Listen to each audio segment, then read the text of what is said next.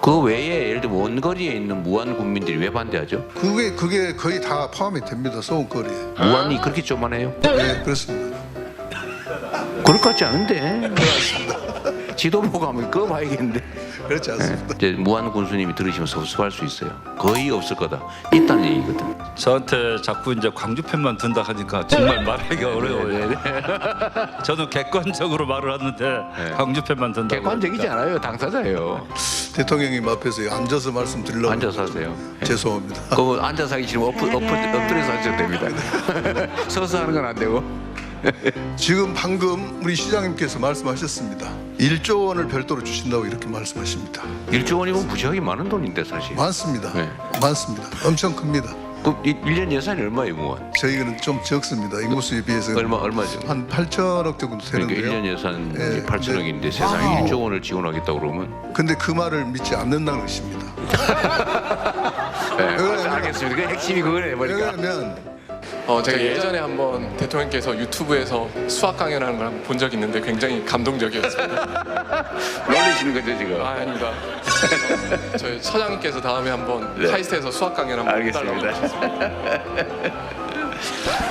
왜 이렇게 하지? 이런 것들이 꽤 있을 수 있어요. 왜냐하면 너무 처절한 상황이기 때문에 그런데 그 해당되는 사람들을 좀 모아가지고 당신이 금융 당국이라면 어떤 걸 할 수 있겠냐, 하고 싶으냐를 꼭 물어봐서 검토를 한번 해보십시오. 이게 소위 수요자 중심 행정인데 어제 빚지고 있는 소상공인들 한번 다 모아가지고요 집단 토론 한번 해보십시오. 알겠습니다. 제가 이렇게 하는 이유 다 이유가 있거든요. 우리 공무원들 보고 좀 뺏기라고 하는 얘기인데. 책상머리가 현장에서 한번 다시 검토를 해보도록 하겠습니다. 그래.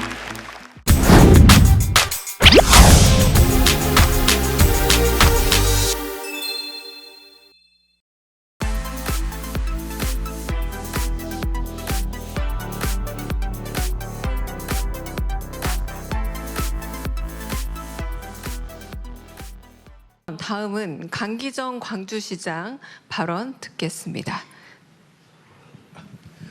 대통령 감사합니다.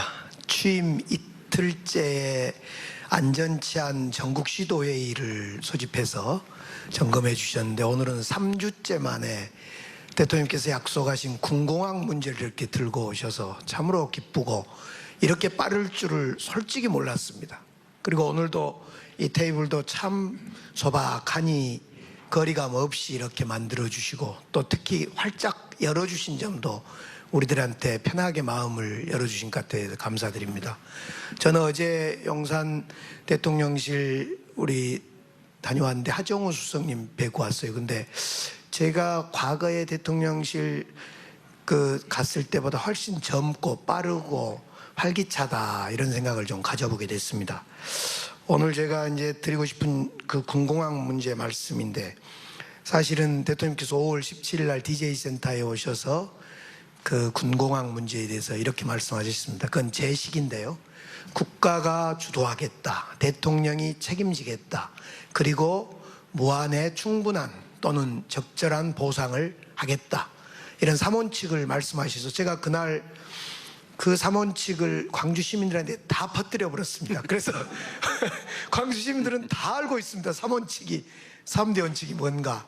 아무튼 그래서 그동안 이제 저희들이 자치단체에서 풀려고 했는데 잘 안 풀렸습니다. 우선 알다시피 기부대 양여법으로 그동안 풀려고 했는데 너무너무 안 풀리고 한 10여 년 됐습니다. 제가 이제 그동안 4가지 일을 우리들이 해봤는데 하나는 기부대 양여법으로는 부족하다. 국가가 개입해야 된다. 지원해야 된다. 그래서 23년 3월경에 특별법을 하나 만들었습니다. 국가도 지원할 수 있다. 두 번째로는 그 법이 만들어지면서 저하고 김영록 지사님하고 함께 무안을 그러면 민간, 군, 국제선 모두를 통합시켜서 통합공항을 만들자. 이런 선언을 최초로 했습니다. 23년 말입니다. 그리고 세 번째로는 그것 가지고는 부족하니 광주에서 1조를 국가 지원 빼고 광주만 노력해서 1조를 추가로 지원하겠다. 무안 근처 그쪽에 광주 돈으로 그러니까.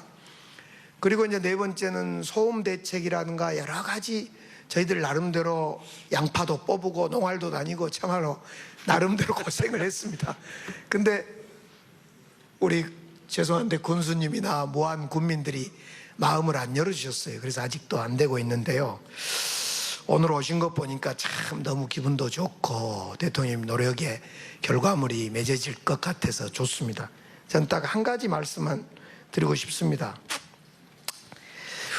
지금 무안공항이 명색이 그래도 광전남 서남권 관문공항인데 지금 여객기 참사로 인해서 멈춰서 있지만은 참사 없더라도 여기에는 진짜 사람이 안 가요. 광주공항이 1년에 한 300만 명입니다만은 무안공항은 뭐 1년에 30만 명, 뭐 조금 플러스 알파 30만 명? 30만 명. 지사님이 혹시 틀리면 이따 수정해 주십시오만. 그래서 죄송합니다. 지금 청주공항, 대구공항 이런 데는 막 몇 배씩으로 올라갑니다. 글로벌 시대를 맞이해서. 근데 명색이 광전남은 중국 1시간 나가려고 5시간, 6시간 비행기를 타고 갑니다. 그 버스를 타고 갑니다. 그래서 오늘 기회에 정말 이 문제는 해결해야 되겠고, 그래서 군공항 이전을 계기로 해서 명실상부한 서남권 관문공항을 무안공항으로 만들어야 될 것 같습니다. 그래서 기회가 왔습니다. 이제 이재명 대통령 시대. KTX가 앞으로 길면 2년, 짧으면 1년 안에 목포까지 통하는 KTX가 무안공항을 갑니다. 일부러 곡선을 휘어서 무안공항을 갑니다. 반드시 갈 걸. 국가 돈 더 들이고 광주 시민들, 전남 도민 시간 더 걸려서 휘어서 갑니다. 무안공항을 활성화하기 위해서 가겠습니다. 그래서 이 기회입니다. 그래서 저는 오늘 좋은 시작이 됐으면 좋겠고, 마침 오늘 김용범 우리 대통령 정책실장님이 무안이 고향입니다. 그 다음에 김용범 실장님이 제 고등학교 1년 선배님이십니다. 무슨 이야기냐면 광주와 전남을 다 합니다. 그래서 김용범 실장님 산하에 우리 무안, 광주, 전남, 기재부, 국방부 이 팀 하나 만들어서 한 회의 10번만 하고 결론 내려라, 이런 지시를 확실히 해주시면 저희들이 성심성의껏 대통령 뜻 받들어서 한번 해보고 싶고, 광주 전남에 뭐 산업발전도 좋다 뭣도 좋다 한데 모두가 여론조사하면 군공항 이전과 서남권 관문공항입니다. 글로벌 사회에서 광주가 명색이 민주주의의 중심도시인데 공항이 없으니 이것이, 잘 부탁드리겠습니다. 저는 여기서 마칩니다. 예, 감사합니다. 광주에 공항을 놔두자 그 말은 아니죠? 광주공항은 지금 제주 노선이 활성화돼서 한 1년에 300만 정도. 광주공항은 놔두자 그 말이에요? 옮기자는 거 아니에요? 지금 광주공항에 있는 민간공항, 군공항을 다 무안으로 옮겨서 네. 통합공항을 만들자는. 그러니까요. 광주에 남겨놓자 그 말은 아니죠? 이제 광주 적은 이제 옮기는 겁니다. 예. 혹시라도. 네. 알겠습니다. 네, 말씀 박수 잘. 다시 쳐주세요. 네, 박수 다시 쳐주세요. 네, 이제 진짜 너무 시간이 지났습니다. 죄송합니다. 네. 제가 너무 떨린데 오빠라고 생각하고 말씀드리도록 그럼 하겠습니다. 맞아요. 오빠라고 생각하고 말씀하세요. 근데 오빠 맞나 모르겠는데. 네. 제가 광주에서 마이크 일한 좀 지 올렸어요. 20년 정도 됐거든요. 근데 20년 전에 이제 주 5일제가 시작이 됐는데 이제 주 4.5일제 하신다고 하셨는데 그거 어떻게 되고 있는지 궁금하고요. 아무래도 주 4.5일제가 되면 이렇게 여가 통행이라든지 관광이라든지 이런 거를 많이 할 수 있는 기반 시설이 좀 필요할 것 같습니다. 방금 순천 가는 것도 말씀하셨는데 저희 광주 대구 달빛 내륙철도가 특별법이 만들어져서 예타도 면제되고 바로 추진한다고 했는데 아직 강간무소식인 것 같아서 그것도 궁금하고요. 오늘 뭐 타고 오셨는지 모르겠지만 저희 서울 갈 때 기차표가 없습니다. 그래서 그 증편을 해주시던지 아니면 차량을 좀 큰 걸로 배차를 해서 뭐 좀 더 많이 이용할 수 있게 해주셨으면 좋겠습니다. 저기 김용록 지사님이 이거 비슷한 두 개를 섞어서 한번 말씀해 주시죠. 방금 서울까지 가는 KTX가 부족하다는 것은 절절한 표현이고 꼭 그래요? 필요합니다. 그래서 증편을 못하는 이유가 증편을 하려면 차량을 새로 도입하는데 3년이 걸린다고 그럽니다. 철도 용량 부족으로. 추가 배정이 불가능하다. 그다음에 아까 저 순천하고 광주 간 KTX 말씀하셨는데 KTX는 아니지만은 경전선으로 앞으로 그 KTX 이음이라는 그 전철은 250km까지 다닙니다. 그래서 그렇게 되면은 지금 현재는 그 확정이 돼가지고 곧 설계가 끝나서 착공 단계에 있다는 순천까지 말씀입니다. 고속화. 예, 고속화 철도입니다. 광주 순천 간 네, 경전선입니다. 참고하시고요. 네. 네, 10초 하겠다는 분 아시죠? 10초 10초 정말 나왔습니다. 세겠습니다. 10초만 10초. 해주십시오. 네, 누구세요? 죄송합니다. 정말 너무 다 제가 말씀을 못 드려드려서 네, 10초 얘기한 사람 10초만 누구예요? 듣겠습니다. 네. 예, 저 신안 하이도 김대중 대통령이 생각하시는 도로가 없습니다. 그게 해양이 날씨가 나쁘면 못 들어가거든요. 다른 데는 다 차로 갈 수 있어요. 거기만 못 갑니다. 도로 오려면 거기 먼저 해야 되지 않겠습니까? 아, 하이도 가는 다리를 놔라. 하이도 그럼 도가 아닌 게 돼버리잖아요. 신안에 천사다리가 있어서 다 연결되는데 어쨌든 그런 김대중 제안. 대통령 생각만 네. 다리를 못 놓고 있습니다. 네, 네, AI 기업 한번 맞아요. 들어볼까요? 네. 예. 네, 안녕하십니까. 바로 앞인데 너무 답답했어요. 사실 대선 후보 시절에 얘기하셨던 돼지 체중을 재는 아마 일화를 말씀하셨던 게 어떤? 기억이 나는. 돼지의 체중을 천천히 측정하는. 말씀하세요. 예, 죄송합니다. 예, 광주 소재 AI 기업 인트플로우의 대표이사 전광명입니다. 저희가 만든 기술이 비접촉으로 동물의 행동과 체중을 측정하는 AI를 만들었고 아, 그래요? 그 일화가 아마 대통령님께까지 전달이 됐던 것 같아요. 네. 실제로 공교롭게도 오늘 이야기가 나왔던 무안군에 있는 농장이 저희 고객 중 가장 큰 고객이고 또 스마트 돈사를 운영을 하고 있습니다. 그리고 이런 기술이 지금 확대가 돼서 이제 태국의 CP그룹 같은 세계 최대 축산 기업에도 저희가 수출을 하기 시작을 했고요. 아, 그 카메라로 돼지 체중 맞습니다. 저희 기술입니다. 회사가 여기였군요. 네네. 어. 근데 이제 홍보는 끝났고요. 이제 네. AI에 대해서 좀 말씀드리고 싶은 게 저희 아버지가 돼지를 키워서 돼지를 시작한 게 절대 아닙니다. 저 양돈 하나도 모르고 공학 박사로 졸업을 했는데 양돈밖에 할 수가 없었어요. 무슨 얘기냐면 AI가 사업화가 되려면 데이터가 필요한데 차량을 찍으려고 해도 개인정보보호법 위반이고 사람을 찍으려고 해도 안 되고 의료 데이터도 안 되고 아무것도 안 되더라고요. 돼지밖에 안 돼서. 축산 농장은 절 막지 않았습니다. 예, 그래서 무안에 있는 어떤 농장주께서 감사하게도 문을 열어주셔서 카메라 설치하고 데이터를 모으고. 근데 지금 중요한 얘기는 어떤 거냐면은 결국 AI가 산업화까지 되려면 데이터를 수집할 수 있는 파이프라인이 산업 현장에 설치가 되어야 되는데 이제 축산은 어느 정도 했으니까 제조 공장이나 헬스케어나 다른 걸 좀 해보려고 이제 기술력은 올라갔는데 근데 역시 막히는 게 데이터거든요, 결국. 그래서 제가 제언을 드리건데 AI라고 해서 AI만 GPU 구입 혹은 데이터 센터 그것도 중요하지만 기존에 있는 산업체들 AI를 써야 되는 병원이나 공장이나 많은 이제 1, 2차, 3차 산업들이 그 데이터를 제공할 수 있게끔 파이프라인을 만드는 그런 지원 사업을 좀 만들어 주십사 제언을 드립니다. 네. 들어주셔서 감사합니다. 공공 데이터든 데이터 접근성을 보장해 주라. 10초만 드리면 끝내면 제가 어차피 제 역할은 오늘 불만을 접수할 수밖에 없습니다. 더 못 듣습니다. 여기서 마지막으로 듣고 끝내겠습니다. 죄송합니다. 고맙습니다. 그리고 메모지 활용해 주십시오. 네. 네, 고맙습니다. 대통령 호남까지 와주셔서 너무 감사드리고요. 저는 전라남도 상인연합회장 한성주입니다. 먼저 300만 평, 100만 평 이렇게 큰 것들이 있었는데 저는 좀 칭찬 좀 자랑 좀 하고 싶어서 잡았습니다. 우리 전라남도는 AI, IT 이런 것들을 전부 다 활용해서 적지만은 굉장히 과거와 현재와 미래를 선도해 가는 우리 전통시장을 만들어가고 있습니다. 첫 번째는 전라남도 장터유랑단을 조직을 해서 줄타기랄지 동동구름을 할지 해서 아주 많은 사람들이 오게끔 시장에 오게끔 하고 있습니다. 첫째, 우리 무안 군수님도 계시고 또 무안시장 회장님도 있지만은 무안을 꼬시려면 장터유랑단에 오면은 전부 잘 됩니다. 우리 무안에서 공연하면은 약 1000여 명 정도가 무안 군민들 오셔서 같이 즐기는 겁니다. 두 번째는 스마트 전통시장을 우리 김영록 지사님께서 해주셔가지고 전국 최초로 스마트 전통시장 장날닷컴이라고 해가지고 지금 자, 자랑은 나중에 하시고 꼭 필요한 얘기만. 아예 하나 딱 부탁드릴 거지. 이제 스마트 전통이랄지 장날닷컴에 우리 전통시장에서 대기업들도 이번에 추석 때 많이 구매할 수 있도록 대통령께서 전통시장에서 구매해 주시면 고맙겠습니다. 이상입니다. 네. 여기서 제가 저기 뭐 네. 손 드신 분만 마지막으로 네, 저기 넥타이 매신 분 말씀하신 거죠? 네, 거기서 말씀 듣고 거기서 마치도록 하겠습니다. 끝내겠습니다. 진짜 네. 끝내겠습니다. 네.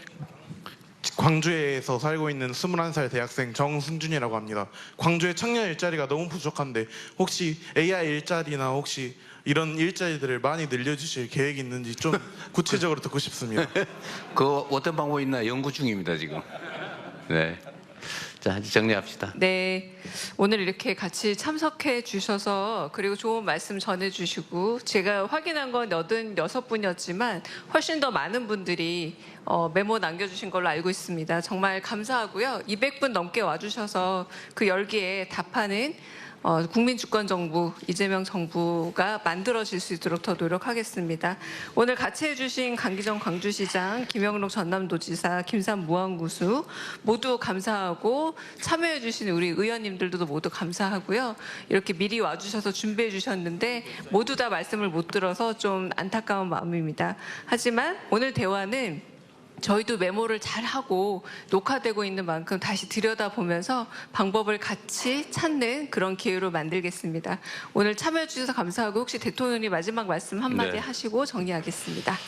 자 우리가 그 공통의 그 의제를 놓고 이렇게 집단 토론을 하는 예가 별로 없어서 사실 매우 어색할 수 있습니다. 근데 가능하면 앞으로도 우리 대한민국 모두의 문제 또는 특정 지역 모두의 문제 이런 문제들을 함께 논의하면서 가능한 대안이 어떤 게 있는지 자주 얘기해 보면 좋겠습니다. 저는 사실 오늘 광주 군공항 이전 문제에 대해서 제가 어떻게든지 국가 차원에서 책임을 져서라도 해결 방안을 만들어 보겠다고 말씀을 드렸고 저는 또 충분히 해결 가능하다고 또 믿기 때문에 제가 오늘은 그 얘기를 중점적으로 좀 해보려고 했습니다. 다행히 제가 생각했던 것 이상으로 성과가 있었던 것 같아요. 가장 빠른 시간 내에 가능한 대안들 또 해결 방안을 함께 만들어 보도록 하겠습니다. 또 한 가지는 제가 지역을 다니면서 제일 답답했던 게 이게 지금 대한민국이 지금처럼 일극체제, 수도권 집중 대한민국 뭐 너무 집중이 많아요. 지역적으로도 집중되고 계층적으로도 집중되고 기업 또 특정 대기업들로 많이 집중되는 측면이 있고 저는 이런 집중의 문제를 일부라도 완화를 하지 않으면 이 나라의 미래가 없겠다 이런 생각이 좀 들어서 그 중에서도 지방 지역이 어떻게 하면 또 새로운 출발을 할 수 있을까 가능성을 찾아낼 수 있을까 그 얘기를 여러분들 현장에 있는 여러분들 얘기를 좀 생생하게 듣고 싶었습니다. 많은 시사점도 있고 또 가능성도 찾아냈습니다. 어쨌든 정부가 할 수 있는 최대한의 역량을 발휘해서 또 지역이 수도권과 함께 균형 발전할 수 있도록 최선을 다해 볼 생각입니다. 그리고 아마 저를 보면 제가 지역에 다니다 보면 뭐 저한테 하실 말씀들이 참 많으세요. 또 시장이나 또 도지사 군수님께도 아마 하시고 싶은 말씀 많을 테고 우리 국회의원들 또 많이 오셨는데 이런 공직자들한테 하고 싶은 얘기가 너무 많은데 이걸 일상적으로 좀 수용 좀 듣고 또 해결 가능한 건 또 해결하고 또 해결이 불가능한 거 현실적으로 또는 법률적으로 제도적으로 불가능한 건 또 충분히 설명해서 또 접어야 또 새로운 출발을 할 수 있지 않겠습니까? 그런 가능성을 좀 만들어 보고 싶었습니다. 좀 어색하고 좀 잘 진행이 매끄럽지 못한 측면은 있지만 하여튼 대한민국 민주화의 성지 광주에서 우리 가장 뛰어난 시민의식, 주권 의지를 가지고 계신 전남 광주 시민 여러분과 함께 이런 대화를 첫 번째로 하게 된 것을 참으로 다행스럽게 또 감사하게 생각합니다. 많이 부족하겠지만 이걸로 마치고 다음 기회에 여러분 또 인사드리겠습니다. 고맙습니다. 무안에 군공항이 만약에 추가된다면 뭐 민간 항공이 뭐 공항에 들어오는 거야 뭐 100% 찬성일 거고 군공항 시설이 들어갈 경우에 이제 물리적인 부지 문제나 이런 건 없는 거고, 다만 주민 수용성이 문제라는 거죠. 주민들이 반대한다. 그렇습니다. 그리고 광주처럼 예. 제가 알기로는 강주처럼 그냥 기존 지금 무안공항 갈줄에다 얹힌 게 아니라 새로 이렇게 만든 활주를 추가로 설치해야 되겠죠. 당연히. 그러니까 당연히 이제 면적 그 공항 면적이 넓어지는 거고, 어쨌든 공항에 따른 이제 소음 피해라든지 뭐 등등 수용 당하는 사람들 입장이라든지 이런 주민들 직접 피해 입거나 간접 피해를 입는 사람들은 당연히 반대를 하겠죠. 그렇습니다. 지금 그거는- 주민 수용성이 문제입니다. 네, 그래서 그다음에 그 대신에 무한 국민 전체로서야 직접 간접 소음 피해 뭐 이런 피해 입지 않는 나머지 무한 국민들은 뭐 좋은 일이죠. 이제 찬반이 갈릴 수는 근데 왜 있는데요. 반대하죠? 근데 제가 궁금한 게 해당 지역에 예를 들면 직접 소음 피해를 겪는다든지 네. 또는 뭐 토지가 수용 당한다든지 아니면 공항이 생기면 이제 뭐 고도 제한이니 뭐 이런 각종 규제가 생기니까 그 직접적인 피해를 입는 반경이 좀 커지잖아요. 꼭 수용이 안 되더라도 뭐 그 안에 있는 사람들이 반대하는 건 내가 이해를 하겠는데 그건 당연히 반대하겠죠. 그 외에 예를 들면 원거리에 있는 무한 국민들이 왜 반대하죠? 그게 거의 다 포함이 됩니다. 소음거리에. 무한이 그렇게 쪼만해요? 예, 그렇습니다. 그럴 것 같지 않은데 그렇습니다. 지도 보고 하면 그거 봐야겠는데. 그렇지 않습니다. 이게 이제 사실은 이제 불신일 수도 있고 그죠. 근데 피해 반경 문제도 제가 보기엔 공항 활주로로부터 최대 길어도 10km 이내 아닌가요? 무안은 그거보다 훨씬 더 클 것 같은데. 10km 더 넘습니다. 사실 피해 반경이? 그 소리 소음 부분이요. 우리가 상상을 초월할 정도. 아니 저도 공항 근처에 살아봐서 성남공항이라고 꽤 유명한 공항이 저도 저기 뭐 공항 이전 운동 뭐 고도 제한 완화 운동 이런 걸 꽤 오래 해봐서 거기 이제 우리 무안군이 그쪽 공교롭게도 이렇게 축산 밀집 지역입니다. 축사. 네, 축산 밀집 그러니까 지역이고. 그래서 소음이나 이런 뭐 직접 피해를 입는 지역하고 어쨌든 그 활주로 기준으로 뭐 고도 제한 규제 지역이라는 게 직접 피해 지역이죠. 또는 그 소음이나 이런 거 그게 뭐 20km, 30km까지 가지는 않는 것 같은데 그거는 객관적으로 한번 좀 해보고 어쨌든 이런 직접적인 피해를 입지 않는 무한 국민들 입장에서 또는 군 입장에서 본다면 해당 지역 직접 피해, 간접 피해자들 뺀 나머지 주민들의 입장, 군의 입장, 많이 기업들 많이 들어오고 관련 군이 들어오면 어쨌든 뭐 밥이라도 한 끼 더 사 먹을 거고 세금이라도 한 푼 더 거칠 거고 여하튼 군에는 도움 되는 거잖아요, 그죠? 시끄럽다 군은 군용기는 그거 아닙니까? 그렇습니다. 어차피 그 저기 저 뭐 공항 소음 아니 소음이 아니고 그 저기 저 뭐야 이게 비행 그 제한 각종 고도 제한 이 문제는 기존 공항으로 이미 규제되고 있는 거잖아요. 비행기가 뜨고 내리는 지금 방향은 바닷가입니다. 아니 그러니까 어쨌든 간에 기존에 이미 민간 공항으로 인한 규제는 다 있는데 이게 민간 항공기보다 군용 항공기가 시끄럽잖아요. 그러니까 군용 항공기는 안 되고 민간 항공기만 들어와라고 하는 거지 사실은. 그렇습니다. 그러니까 근데 그래서 저희가 결론은 이 소음 문제 말고 고도 제한으로 인한 재산상 피해 문제는 이미 민간 공항으로 다 설정돼 있는 거잖아요. 네. 그러니까 군 공항이 들어온 걸로 인한 추가 피해라고 하는 거는 소음이지. 네. 그럼 소음 피해가 기존 피해 지역보다 더 넓으냐 좁으냐는 그건 객관적으로 검증해 보면 될 일인데 제가 보기엔 소음 피해는 기존 피해 지역을 벗어날 것 같지는 않은데. 근데 저희가 이제 그 반대를 꼭 그건 한번 알아보시다 나중에. 합리하려고 하는 게 아니라 주변이 그렇습니다. 지금 목포대학교 총장님도 계시는데요. 아 그래요? 전문가세요? 바로 이렇게 그 목포대학교가 있고 또 초당대학교가 있고 또 폴리텍 대학이 있고 대학교만 해도 학교들도? 이제 세 군데고 또 고등학교도 또 모항고등학교, 백제고등학교 이렇게 각 학교가 또 많습니다. 학교가 소음 피해를 직접 입습니까? 예, 그렇습니다. 여기 어디 총장님 계시다고요? 그 얘기 잠깐 들어볼까요 그러면? 어쨌든 뭐 직접 이해관계자시니까. 우리는 죽어도 안 되겠다. 학생들 동원해서 데모해야 되겠다 그런 건지. 네, 국민목포대학교 총장 송하철입니다. 멀리까지 광주 전남 제일 먼저 찾아주셔서 감사드리고요. 군공항 문제 이전에 관련해 가지고는 그 우리 대통령께서 직접 이렇게 나서서 해결해 실마리를 이렇게 찾아주시는 것을 정말 감사드립니다. 저희들 같은 경우에는 무안 공항에서 직선거리로 한 15km 정도 떨어져 있는 것 같은데. 그래요? 그래서 저희는 이제 본교가 지금 그쪽 고도 제한 피해 지역은 아니고. 그건 아닙니다. 네. 그래서 저희들이 실제 당해보지는 않았기 때문에 그게 어느 정도 소음 피해가 날지 뭐 이 부분에 대해서는 정확히 제가 말씀드리기가 좀 어렵고요. 비행기 이제 민간 항공기 소음은 들려요? 그건 안 들립니다. 안 들리죠? 네네. 그게 안 들릴 정도면 거의 없어요. 네. 그래서 이제 뭐 활주로 방향이라든가 시뮬레이션 이착륙 해봐야지. 방향이라든가 네. 뭐 이런 쪽도 다 신경을 쓰겠다라고 하는데 아마 그것은 군에서 뭐 충분한 데이터가 축적이 돼 있지 않을까 하는 생각을 가지고 있습니다. 우리가 지금 목포대고 비행기는 이렇게 뜨니까 목포대하고 그래?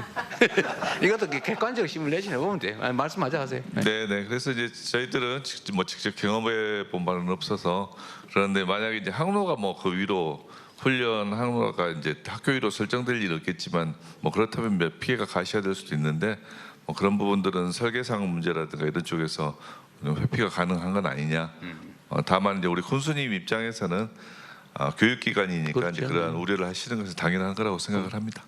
네, 군수님이야 모든 가능성을 다 예측을 해야 되니까. 네. 일단 이게 전투기도 이제 뜰 때 이제 많이 시끄럽고 이제 착륙할 때 별로 아닌 것 같더라고요. 네. 어쨌든 알겠습니다. 소음 피해 어쨌든 이런 것도 객관적으로 우리가 검증을 한번 해봐야 될 것 같아요. 네, 지금 여기서 오늘 결판될 건 아니니까. 마이크 있으면 좀 드리세요. 자유롭게 말씀하십시오. 중요한 일이니까. 저희들이 소음 피해와 관련해서는 하도 광주가 당해보니까 그런 피해를 무한했다 또 고통을 줄 수 없다라는 생각하에 항로 문제라든가 여러 가지를 볼 때 민간은 없는, 물론 축사는 많습니다. 근데 축사야 이제 당연히 보상은 충분히 해야죠. 충분히 보상하고 이전할 수 있는 건 하고, 그런데 소음 피해는 저희들이 토론회도 직접 하고 그랬는데 소음 피해 문제는 어째 없을 수가 있겠습니까마는 지금 광주가 겪고 있는 도심 한가운데 느낌은 아니니까 바로 바다로 뜬다거나 이런 문제가 있어서 그 문제는 과학적으로 학술적으로 검토해야 될 문제입니다만은 그 점은 없진 않겠으나 심하지 않을 거다 이런 생각을 해봅니다. 심하지 않더라도 사실은 이제 저도 옮겨오는 지역 입장에서는 대통령님 저도 안 심하더라도 없는 것보다 있는 게 싫은 거고 안 오는 거 좋으니까 당연히 반대하죠. 그런 것도 예를 들면 이제 무한 군수님이 들으시면 섭섭할 수 있어요. 거의 없을 거다. 있다는 얘기거든. 아니 있다는 걸 부정하지 않습니다. 어쨌든 말씀하십시오. 예. 저한테 자꾸 이제 광주 편만 든다 하니까 정말 말하기가 어려워요. 저는 객관적으로 말을 하는데 광주 편만 든다. 객관적이지 않아요. 당사자예요. 그런데 예를 들면은 광주 이제 시에 있는 위치하고 비교해 보면은 무안읍은 8km거든요. 8km 떨어져 있는데 광주로 말하면 진월동 송도의 소음이 피해다 이렇게 나와 있고, 청계변은 10km. 그러면은 아까 대학교 송화철 총장님 거기 청계는 남평읍 정도에 떨어져 있는 거리. 그래서 광주 분들한테 이해를 구하기. 남평읍. 네. 그래서 소음 피해가 사실은 그렇게 크지는 않습니다. 그런데 문제는 남평읍 주민 있어요? 어디? 좀 시끄러워요. 어때요? 예? 시끄러워요? 예? 별로 안 시끄러워요. 편드는 거 아니죠? 아니야, 우리 이걸로 결판될 건 아니까 편하게. 남평읍이 몇 킬로 떨어져 있다고요? 10km. 시끄럽진 않습니다. 10km. 남평읍은 괜찮다. 아까 또 예를 10km. 8km였던데 8km. 무안읍은 8km 떨어져 있는 아니. 광주 진월동. 광주시는 그럼 8km면 어디쯤에 해당돼요? 진월동입니다. 그게. 진월동 주민 있으세요? 진월 어떠세요, 저? 진월동 주민입니다. 잘 안 들립니다. 진월동은 안 들린다. 맞아요? 저 뒤에도 손 드시면 되는데 진월동 주민 진월동에서 비행기 소리 잘 안 들립니다. 잘 안 들린다는 들린다는 얘기인데? 거의 안 들립니다. 거의 또 들린다는 얘기지. 안 들립니다. 안 들립니다. 이거 확실히 광주 주민들이라서 약간 들린다는 얘기 같아요 보니까. 저 뒤에 아까 진월동 어떤 진월동로 동해 거리에 따라 다르겠죠. 좀 어떠세요? 중간에 산이 있기 때문에 아, 진월동은 산이 있기 때문에 지금 무안 저는 제가 진월동 주민인데요. 그걸 산술적으로 기जान으로 계산하거나 하면 안 그런 건 된다. 안 맞습니다. 산이 있기 때문에. 산이 있기 때문에 그게 커버가 될 수 있는 부분이 있어서 양심적으로 말씀드리면 그거는 비교가 안 된다. 이렇게 말씀드린 게 맞을 것 같습니다. 객관적이시네요. 제가 생각할 때는 이제 이런 부분이 있어서 서로 그 지형에 따라 다를 수도 있고 여러 가지 그렇죠. 있잖아요. 그래서 그런데 한번 객관적으로 우리 무안하고 우리 광주시 같이 참여, 국방부도 같이 참여해서 비슷한 여건에 있는 지역들, 예를 들면 광주 공항도 있지만은 다른 군공항이 있는 네, 지역들. 실제가 재보면 돼요. 한번 재보고 전투기 중에 한번 제일 시끄러운 체험을 거, 해보고 제일 시끄러운 기준을 이렇게 해서 재보면 되죠. 객관적으로 이것을 좀 이렇게 말할 수 있도록 그러니까 나중에 했으면 좋겠다. 그러니까 이런 것도 다 불신의 원인인데 사실은 이제 객관적 데이터라도 피해 예상 지역 주민들은 안 믿는 거거든요. 그래서 대통령님 네. 남학의 경우에도 어떤 이야기가 나오고 있느냐? 저는 지금 객관적으로 이야기하고 있습니다. 남학 주민들 중에서 객관적이지 않다니까요. 남학에도 소음 피해가 있어서 아파트 가격이 떨어진다 이렇게 이야기하고 있기 때문에 이제 이런 부분이 상당히 반대에 여러 가지 그 빌미가 되고 있는데 저는 이런 부분은 객관성에 의해서는 우리가 검증해 볼 필요가 있다. 그렇죠. 네, 이렇게 생각하는 거죠. 그러니까 그런 것들은 사실은 그런 장난 같은 얘기들이 있는데 서울역 동그랗게 되는 그 돔 있잖아요. 돔 중간에 무슨 그림이 있는지 아세요? 태극기다, 무궁화다. 어떤 거 맞습니까? 모르죠? 근데 그거 가지고 맨날 싸운대. 태극기다, 무궁화다. 진짜 뭔가요? 아무도 모르지. 가서 보지 않은 사람은. 가보면 돼요. 그건 논쟁할 필요 없이 그런 거는. 자, 많이 정리가 된 것 같아요. 자, 뭐 저는 대체적인 입장은 제가 확인을 했고 또 여러분이 원하시는 것은 이제 불신이라고 하는 게 있으니까 저는 이제 국가 단위에서 제가 책임을 지는 게 맞다고 생각해요. 그래서 정부에서 이걸 주관을 좀 하도록 하겠습니다. 아까 전남에서 제안해 주신 대로 그러니까 전남, 광주, 당사자인 무안 그리고 국방부 또 아까 기재부가 해야 된다 그랬어요? 재정 지원 문제 때문에 제가 지원한다고 했으니까 해야 되겠지요. 그럼 기재부까지 해서 그 대통령실에서 TF팀을 만들고요. 최대한 빨리 속도 있게 실제 조사도 좀 하고 이 주민들도 좀 참여시키든지 외부 전문가도 좀 하고 해가지고 TF팀을 만들도록 하시고요. 대통령 국토부도 민간공항 문제도 같이 결정. 그리고 국토부도 같이 하라고 하시죠. 국토부까지 그러면 6자 TF를 구성하고 이걸 대통령실에 누가 관할을 해야지 그럼? 어느? 김용범 실장 저기는 경제 쪽 담당이라 되게 바쁠 텐데. 어쨌든 그 나중에 안보실도 잘 안 어울리는데. 어쨌든 그 나중에 논의해서 가장 효율적이고 빠른 집행력을 갖도록 하도록 하고 TF팀을 만들고 정부에서 여튼 쟁점은 대충 나온 거예요. 이 피해가 어느 정도냐, 어느 지역 지역에 피해를 입냐, 그리고 광주가 지원하겠다고 하는데 제가 보기엔 1조 원은 사실은 안 남을 것 같은데 보니까 그러니까 자꾸 안 믿는 거예요. 내가 보니까. 그러니까 무안에 실현 가능한 지원, 광주의 지원 방안. 그리고 사실 전남도 입장에서도요.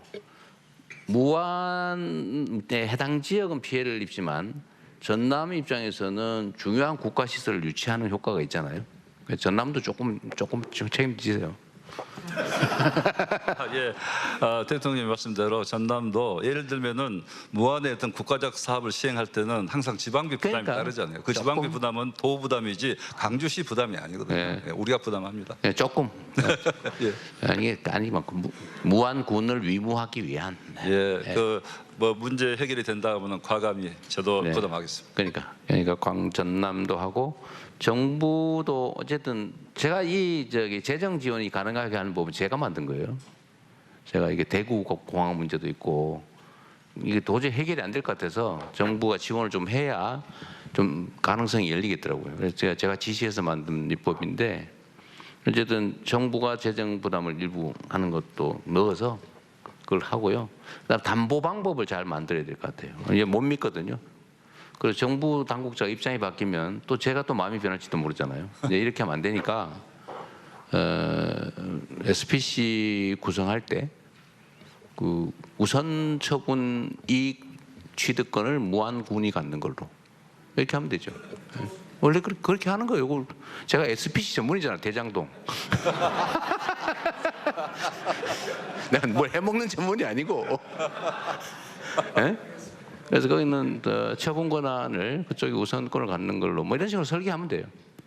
그렇게 하고 최대한 속도를 좀 내서 시행하는 걸로 그렇게 합시다. 일단 요거까지 오늘 요 문제는 요렇게까지 정리하고 넘어가죠. 네.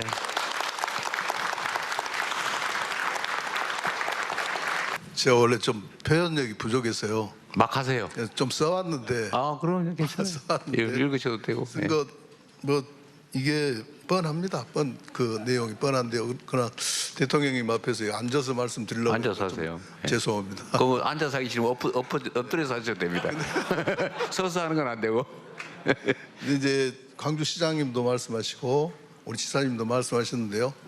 저는 개인적으로는 그런 생각을 합니다. 이게 신뢰가 문제입니다. 사실 그래서 그 신뢰라는 것은 이제 대통령님께서는 이 사항을 이제 보고를 받으셨는지 모르겠습니다만은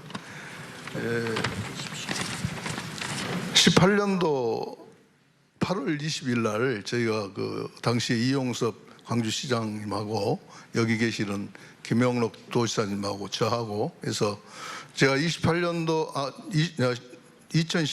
8월 20일이면 초선 군수 되어가지고 몇 개월 한 2달째인가 되는데 어리벙벙할 때입니다. 어리벙벙할 때 제가 가서 이제 그 서약을 했는데요, 협약을 했는데요. 이게 괜찮으시다면 이 협약서를 제가 좀 드리고 싶은데요. 네, 주세요. 죄송합니다. 이 원본은 아니죠? 네. 원본은 숨겨놨습니다. 숨겨놨어요. 네. 거기 내용을 보면 21년까지 조건 없이 민간공항 이전을 공공항 얘기를 빼놨군요. 군공항이 아닙니다. 그래서 이제 약속하신 바가 있는데요. 그런데 이용섭 시장께서 어느 날 갑자기 그게 이제 20년도 12월 9일입니다. 광주 시민들이 이제 권고를 핑계 삼아서 그 약속을 이제 파기를 하십니다. 파기를 하시는데요. 그런데 그 한참 있다 또 23년도에는 5월 10일 날 우리 지사님하고 강기정 시장님께서 18년도 협약은 사실상 파기된 것이나 마찬가지라고 일방적인 이런 선언을 또 하십니다. 그런 입장에서 저희들은 광주시하고 전남도가 특별법, 광주 군공항 이전 특별법 근거로 그 책임을 담보할 수 없는 기부대항의 방식으로 공공항 이전을 추진하는 것을 누가 믿으려 하겠습니까? 곧 이야기는 신뢰감입니다. 지금 방금 우리 시장님께서 말씀하셨습니다. 1조 원을 별도로 주신다고 이렇게 말씀하십니다. 오해 없이 들으십시오. 제 개인적인 생각일 뿐더러 국민들이 다 그런 1조 원이면 무지하게 많은 돈인데 사실. 많습니다. 네. 많습니다. 엄청 큽니다. 그 1년 예산이 얼마예요, 무한? 저희는 좀 적습니다. 인구수에 비해서 얼마 정도? 한 8천억 정도 되는데요. 그러니까 1년 예산이 네, 8천억인데 세상에 1조 원을 지원하겠다고 그러면 근데 그 말을 믿지 않는다는 것입니다. 네, 알겠습니다. 그 핵심이 그거네 보니까. 왜냐하면 이 협약을 안 지켰기 때문에 기부대 양해 방식도 믿지를 않고 불신이 제일 큰 원인이군요. 광주에서 각종 말씀하신 데 대해서 믿지를 않습니다. 일단 옮겨놓고는 오리발 낼 거다. 예. 이런 생각이 들있군요. 솔직한 편입니다. 그 이제 우리 지사님께서는 정말 고생을 많이 하시는데요. 물론 이제 중재 역할을 하시려고 하시다가 광주 시민들로부터 욕도 들으시기도 하고 우리 무안 국민들한테는 지극히 많이 이렇게 욕을 많이 들으십니다. 뭐 근데 그럴 수밖에 없겠죠. 우리 무안 국민들이 봤을 때는 지사님은 광주 편입니다. 숫자가 많으니까. 네. 숫자가 그래가지고 많으니까. 그런 예. 어떤 그런 부분들이 있는데요. 네. 그래서 저희가 그 지자체가 신뢰가 너무 많이 떨어졌기 때문에 기부대 양의 방식을 믿지 않고 1조 원도 못 믿겠고. 그래서 국가가 주도를 네. 하고 국가가 주도를 하면서 이전 사업을 추진하게 되면 그래서 그 폐해에 대한 뛰어넘는 획기적인 인센티브가 제공이 된다고 하면 제 자신부터도 국민들을 설득할 그래요? 명분이 있게 됩니다. 사실 지금 현재는 그런 명분을 줄 수가 없고 떨어진 그 신뢰감. 그 광주에 줄 국가 그 교부세를 떼가지고 무한으로 바로 주는 방식으로 하면 되겠네. 올해까지 알았어요. 알았어요. 근데 못 믿겠다잖아. 아무튼 알겠습니다. 마저 말씀하세요. 이렇게 그동안 저희 이제 반대를 하시는 국민들도 이제 극렬하게 했지만 정말 이 기회에 좀 말씀 좀 드리겠습니다. 광주시장님한테 엄청난 그런 서운함도 있었습니다. 그러겠죠. 왜냐하면 아무리 국민들을 설득한다고 그래가지고 광주시 공무원들을 그것도 하필이면 저희 동네 공항 바로 부근에다가 광주 사무소를 차려서 이렇게 국민들을 설득하겠다는 것은 정말 그건 안 됩니다. 진짜 속상했습니다. 방식이 남의 집안에 들어와서 그런 느낌이 들겠네요. 그런 어떤 부분들이 있는데요. 아무튼 예, 뭐 이렇게 저에게 주어진 시간이 짧습니다. 그렇지만은 그 정말 저희들이 이 공공항 때문에 너무너무 속상한 그런 부분들이 많습니다. 이제 한 말씀만 더 드리겠습니다. 좀 더 하세요. 괜찮아요. 4분 넘겨도 됩니다. 시장님은 광주 시민들의 소음으로부터 고통, 네, 맞아요. 그리고 광주 발전에 저해되기 때문에 공공항을 옮기려고 합니다. 그렇죠. 그럼 저는 무한 군수입니다. 무한 군수인 저는 광주 시민들은 보이지 않습니다. 오로지 무한 군민만 보입니다. 뭐 그래야지요 또. 그렇기 때문에 저는 우리 국민들을 위해서 제가 공공항을 반대를 하는 것이고 또 아서는 안 된다 그런 것을 합니다. 그래서 어쨌든 간에 이렇게 제가 너무 두서없이 말을 길었는데요. 아무튼 이제 대통령께 이제 마지막 부탁을 드리고 싶은 것은 새 정부의 기치가 국민 주권 정부인 만큼 우리 무한 국민도 정당한 권리를 주장할 수 있는 국민의 한 사람이라는 점을 적극 고려해 주시기 바라겠습니다. 네. 감사합니다. 무한 군민이 몇 분이죠 지금? 무한 군민. 무한 국민이 지금 94,000명입니다. 94,000명. 계속 좀 늘어요? 네, 그렇습니다. 지금 무한군은 늘고 있군요. 신도시 개발로 그렇습니다. 10만 곳 넘겼네요.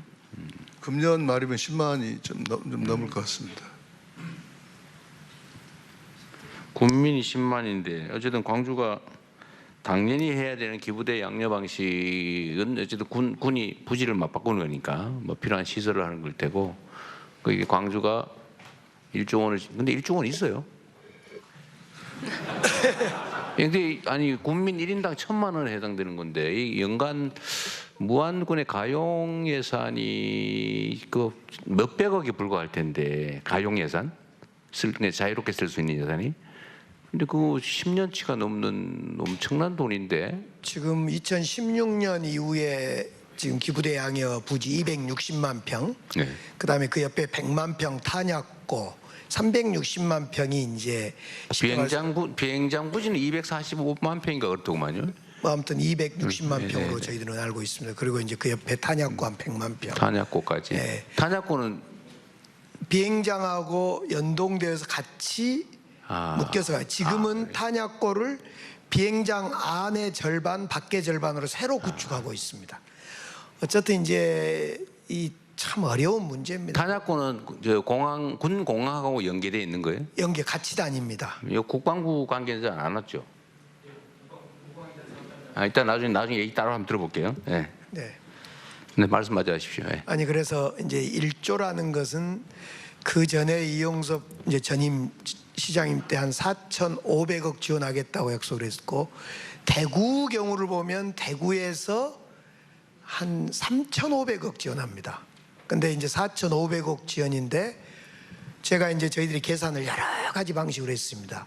국가에서 지원한 거 빼고, 법으로 지원된 거 빼고, 우리 광주시가 저기를 개발하거나 여러 가지 방식으로 지원할 수 있는 개발 이익을 포함해서 환수해야 되겠죠. 이렇게 광주시가 땅을 가지고 있지는 않으니까. 저 땅은 이제 저희들이 지어주니까 저 260만 그러니까 평은 소유는 광주 광주 겁니다. 소유, 이제 땅이 광주 소유예요. 기부대 양이입니다. 아니 그러니까 기부대 양을 예. 하더라도 지금 현재 땅을 소유한 건 지금은 아니죠. 아닙니다. 예. 저것은 이제 국방부로부터 저희들이 소유를 넘겨받으면 저걸 저희들이 개발해서 어떤 이익을 처분해서 예. 이제 무안에다가 땅 그렇습니다. 사서 지어지는 거니까. 먼저 빚내서 무안공항을 지어주고 군공항을 지어주고, 그리고 저 땅을 우리가 받아서 개발해서 저희들이 쓰는 방식입니다. 아, 땅을 넘겨받아서 개발해서 비용을 조달하고 차액은 그렇습니다. 광주시가 갖는 거예요? 그렇습니다. 그래서 사실은 대구공항이 지금 문제 어디에 봉착했냐면, 빌려서 공항을 지어야 되는데 이 빌리는 SPC 구성이 어려워져서 대구공항이 멈춰 있는 겁니다. 근데 그러니까 계산을 해보시니까 예. 저 무안군에다가 1조 원을 지원하고도 광주가 손해 보지는 않고 충분히 공항을 이전할 수 있겠다고 판단이 들었다는 거 아니에요? 그렇습니다. 1조 정도는 광주시에서 근데 감당하겠다. 예정 추산 이익이 얼마 정도인데? 저건 이익으로 계산하지 않고 아니 차익이 있을 거 아니에요. 예를 들면 인수하는 비용과 개발해서 매각했을 때 차익이 있을 거 아니에요. 국방부에서 이야기를 해야 하는데 2016년에 계산할 때 새로운 공항을 지어주고 비용이고 여기를 개발하고 하는 총 비용이 5조 6천억인가 5조 6천억이고. 근데 지금은 한 9조까지 올라간다고 봅니다. 비용이? 근데 사실은 문제는 있습니다. 무슨 말씀이냐면 이제 그 결론만 그냥 구조가 9조 정도를 비용이 들어갈 건데 그렇죠. 이 땅을 이제 받아서 팔면은 그 판매 가격하고 차액이 광주시의 수익 아닙니까?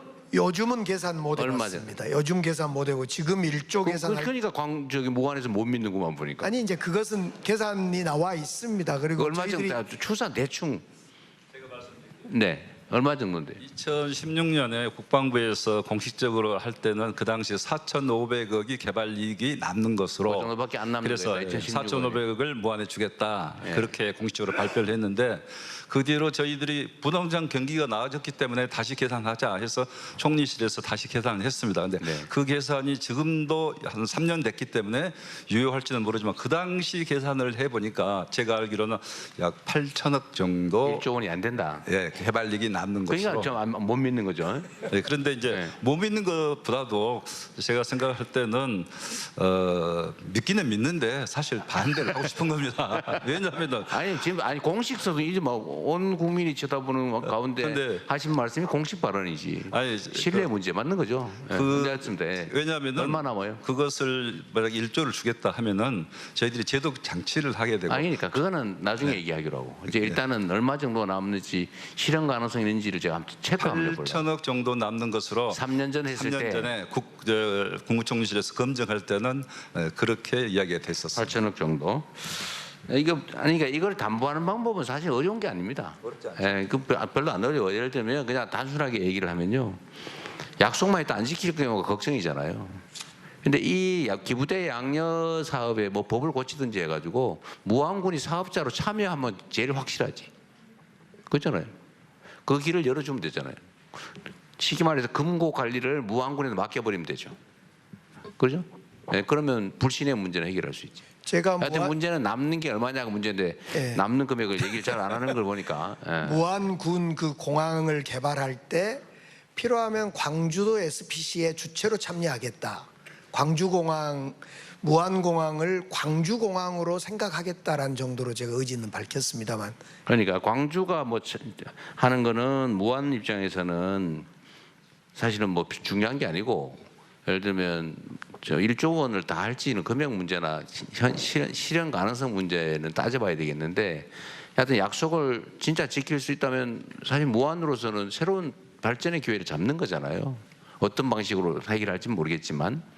근데 못 믿겠다고 하는 거니까 실현 가능성 담보만 확실하면, 근데 그 측면에서는 이 기부대 양육 사업에 왜냐면 무안도 땅이 들어가니까 그래서 무안을 이 전체 기부대 양육 사업 지금 기부대 양육 사업이 아니지 이제는 정부가 재정 지원을 하도록 해놨으니까요. 근데 그 정부가 얼마 정도를 뭐 부담할지는 모르겠지만 하여튼 무안도 하나의 공동 사업자가 돼서 예를 들면 뭐 처분 이익을 우선적으로 무안 발전에 사용하는 걸로 이렇게 만들면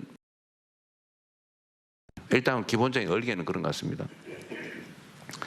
그러면 별로 문제는 아닌 것 같은데 실제로는 이제 얼마 정도의 사업성이 있겠냐가 제일 핵심이겠네요. 국방부 아까 그 제가 뭐 하나 궁금한 게 있는데 지금 탄약고도 아마 이게 비행장만 이전하면 그 개발 이익이 더 떨어지겠죠. 그러니까 탄약고까지 넣어서 계산한 거예요? 예, 그렇습니다. 그 그랬을 때 8천억 정도 나오더라. 예, 탄약고가 원래는 영외에 마륵동에 위치를 하고 있었습니다. 근데 이거를 영외에 있기 때문에 영내로 옮기는 게 타당하다 해서 그 사업이 추진되고 있다가 광주 군공항이 이전돼야 된다는 얘기가 나오면서 그 사업이 중단이 된 상태입니다. 다만 그때 탄약고 부지를 이미 확보했습니다. 영내 탄약고 부지를 확보해 놓은 상태이기 때문에. 어디에다 확보했어요? 어디에 확보했냐고요? 지금 현재 광주 군공항 바로 옆에다가 거기다가. 예, 그래서 지금 잠깐만 맞아 말씀하세요. 지금 광주 군공항 아까 부지가 248만 평인데 그 영내에 새로 확보한 탄약고 부지까지 합쳐서 말씀드린 거고요. 그거를 그게 한 100만 평 된다는 거 아니에요, 시장님 말씀에 의하면? 지금 비행장에 걸쳐서 탄약고를 지금 갖고 있습니다. 그러니까, 예.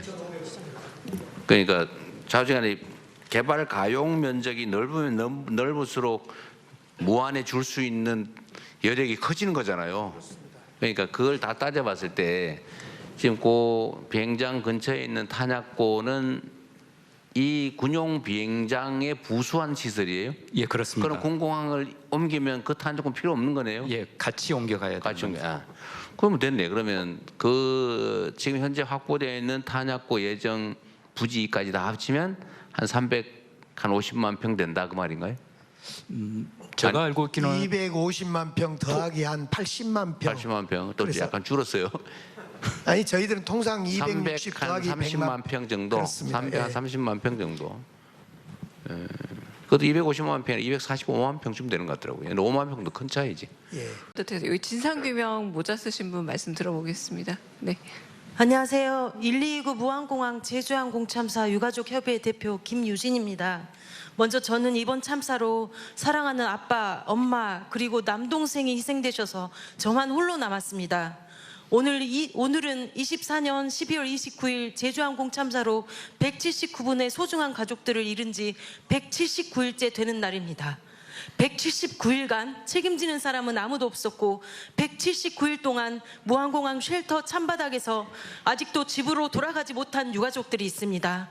저희 가족들의 희생이 헛되지 않도록 모든 국민이 안전한 비행기를 탈 수 있도록 저희 사고에 대한 진상규명을 명명백백히 밝혀주시고 책임자에 대한 가장 엄중한 책임을 물어주십시오. 그로 인해 무안공항뿐만 아니라 다시는 이런 참담한 참사로 가족을 잃는 분들이 없도록, 다시는 저희 같은 고통에 사는 국민이 없도록 안전한 나라를 위한 재발 방지법들이 제정되도록 대통령님께서 약속하신 만큼 항공안전 공약 이행과 더불어 특별법 시행령에 오로지 근로자들만 한정된 저희들의 치유휴직을 공무원이나 자영업 하시는 모든 유가족들도 해당되도록 유가족들의 지속적인 지원과 관심을 부탁드립니다. 그리고 또한 우리들의 이야기들을 다 전달하기엔 정말 많이 부족합니다. 존경하는 대통령님, 저희 제주항공 참사 유가족들과의 면담을 간절히 요청드립니다. 또 마지막으로 꼭 부탁드리고 싶은 것이 있습니다. 오늘은 6월 25일입니다. 1229 제주항공 여객기 참사가 일어난 지 179일임을 기억해 주시고 여기 계신 분들과 호국 영령과 저희 희생되신 179분들을 위한 잠시 묵념을 부탁드리겠습니다. 자, 진상규명은 지금 수사조사기관에서 하고 있으니까 좀 기다려 보시고요. 지금 뭐 당장 한다고 해서 제가 나선다고 뭐 특별히 더 뭐가 될 것 같지는 않고, 피해자가 근로자냐 공무원이냐에 따라서 뭐 차등이 있다는 얘기, 그건 뭔 얘기예요? 법적으로 근로자만 저희 특별법에 근로자만 치유 휴직이 되도록 하고 있습니다. 근로자만? 네, 공무원들은 다 자기들의 병가를 써야 되고 또 그나마 자영업자들은 전혀 생계를 유지하고 있는 특별법 제정, 특별법 시행령 얼마 전에 제가 결재했는데 그때 유가족 피해자들하고 다 충분히 협의했다고 하던데. 저희들이 너무 특별법이 일찍 제정되는 바람에 저희들의 유가족들의 목소리를 낼 수 있는 힘이 없어서 충분히 반영되지 요거는 못했습니다. 이 부분 저기 제고 부탁드립니다. 국토부 쪽에 얘기해가지고요. 말씀 못 하셨다고 하니까 그거 왜 그랬을까 모르겠는데 그 충분히 얘기 듣고 다 반영했다고 주장했거든요. 전혀 없습니다. 다시 한번 그 피해자들하고 대화를 해보라고 하십시오. 감사합니다. 네, 그렇게 하고 그래도 부족하면 또 그때 가서 얘기를 더 해보겠습니다.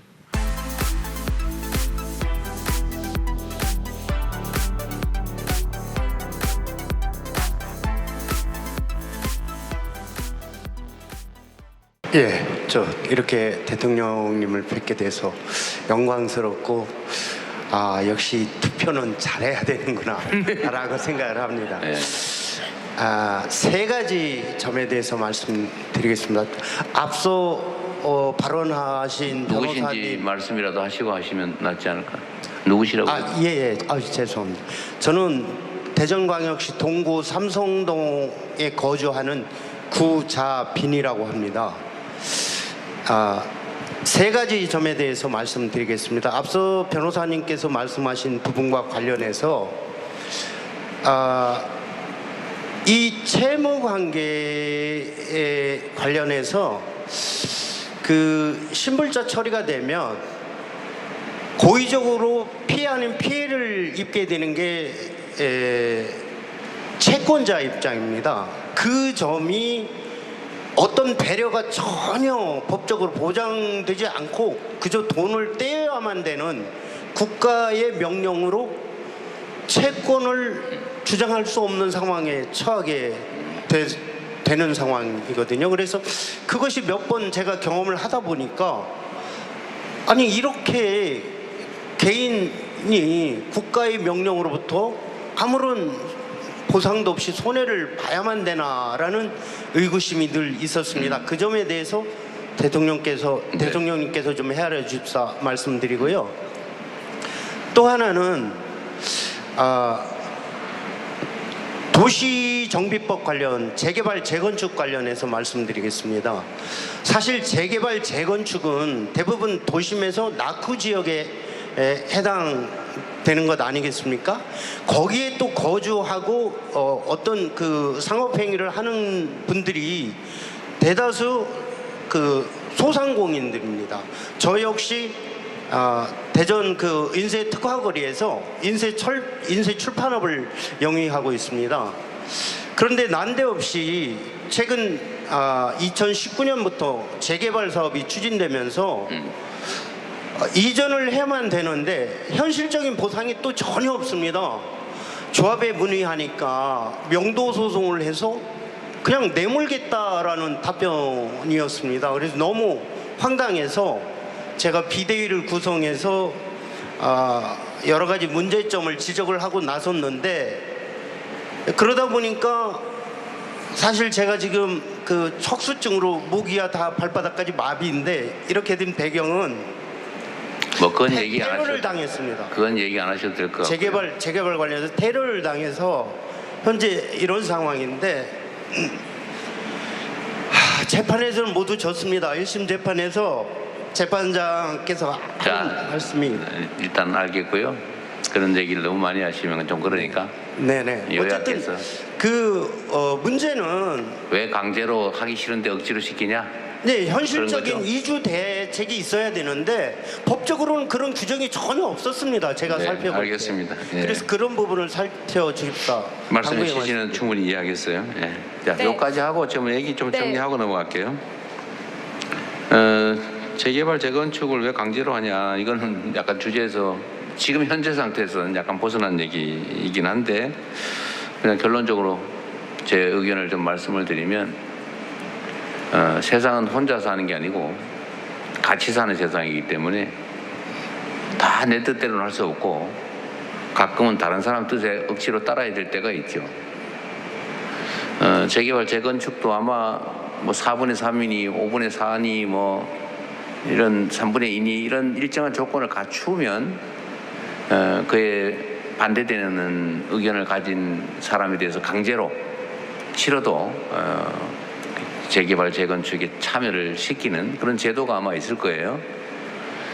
그런데 예를 들면 우리가 100명이 같이 살고 있는데 80명은 필요하다 뭐 하자 했는데 20명이 반대를 해요. 그럼 이럴 경우 어떻게 할 거냐? 20명이 반대하니까 끝까지 아무것도 못하고 방치할 거냐? 라는 것에 대해서 우리가 규칙을 정해 놓는 거죠.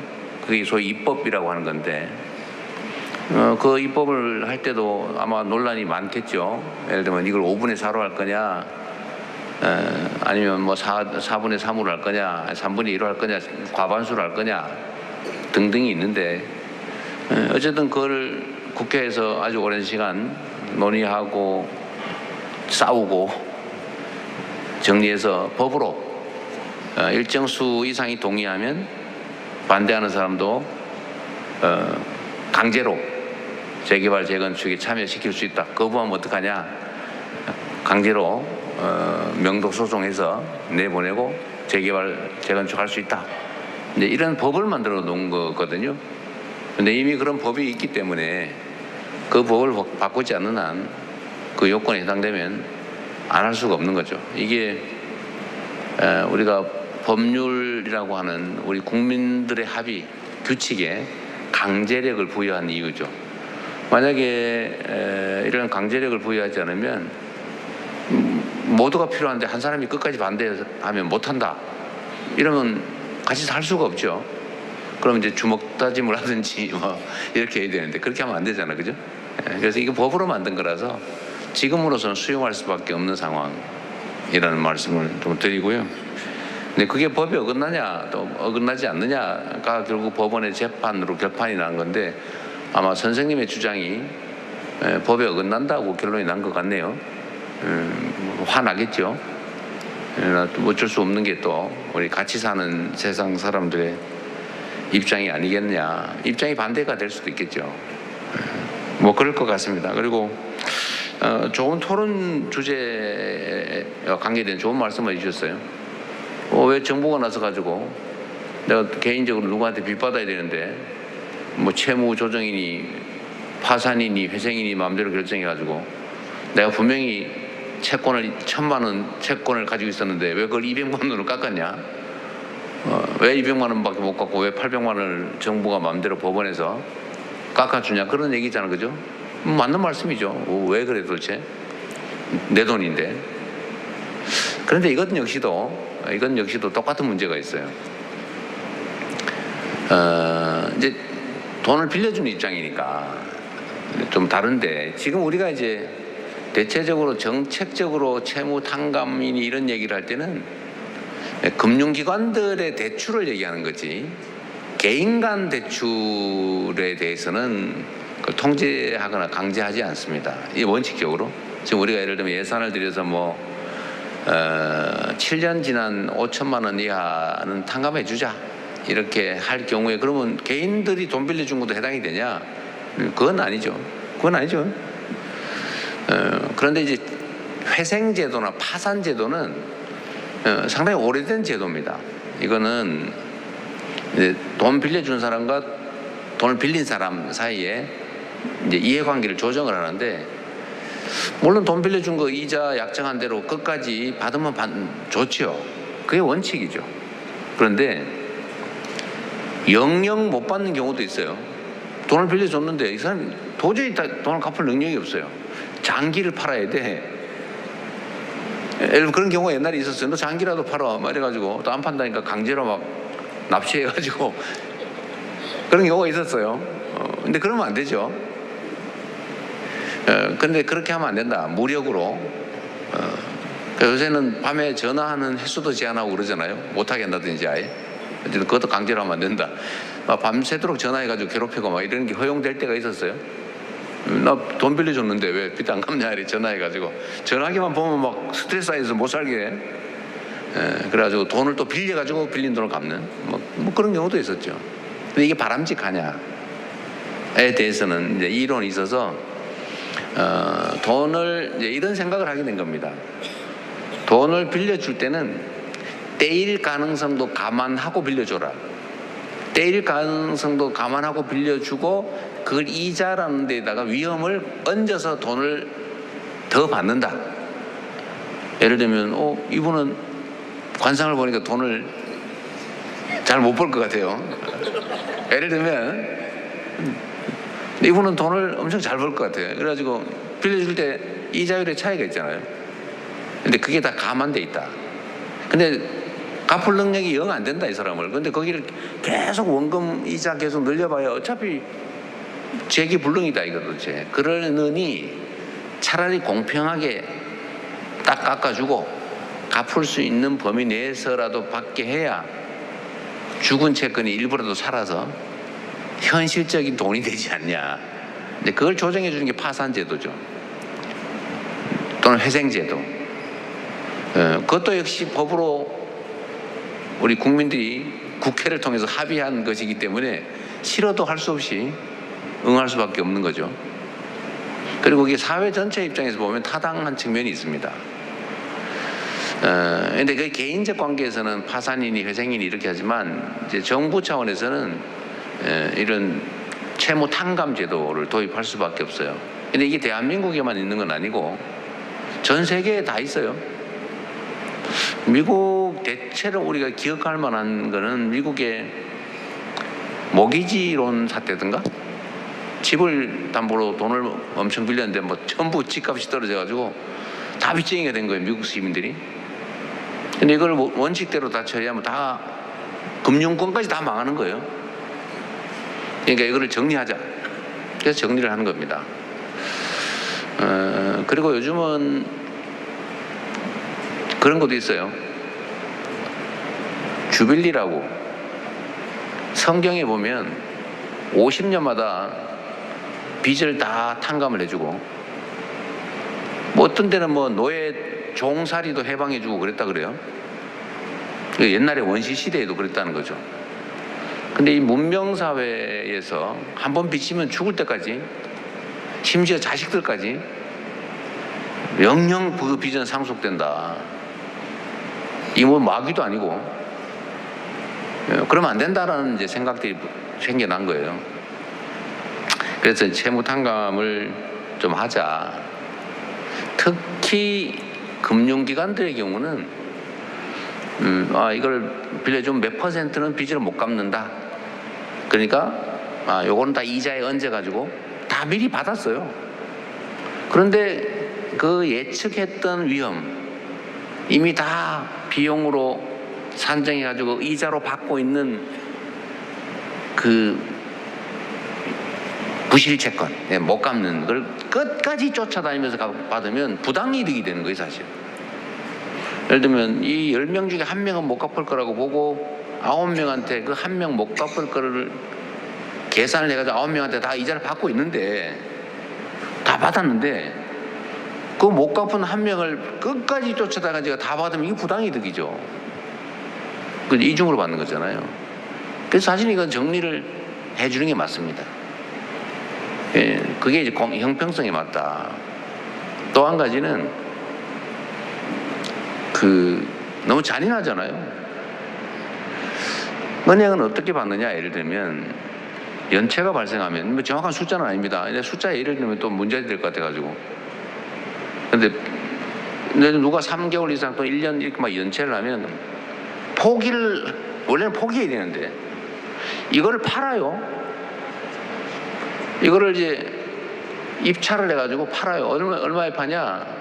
대개 뭐 10% 많이 받으면 30% 팔아요. 그러면 산 사람은 원금 1억짜리를 1,000만 원에 사는 거예요. 그래가지고는 1억을 내라고 쫓아가면서 괴롭혀요. 그래가지고 3천만 원 받으면 엄청 돈 버는 거죠. 이거 온당하냐. 근데 이 사람들이 또 열심히 받다가 또 못 받아요. 그거 또 팔아요. 이번에는 5% 이렇게 팔아요. 5%에 산 사람이 더 고도의 아주 악질적인 방법으로 괴롭혀서 돈을 받기 시작해요. 밤에 전화하고 막 이런 거 하는 거예요. 그때부터. 맞아요? 한번 당해봤어요? 옛날 당해보셨대요. 지금도 해요.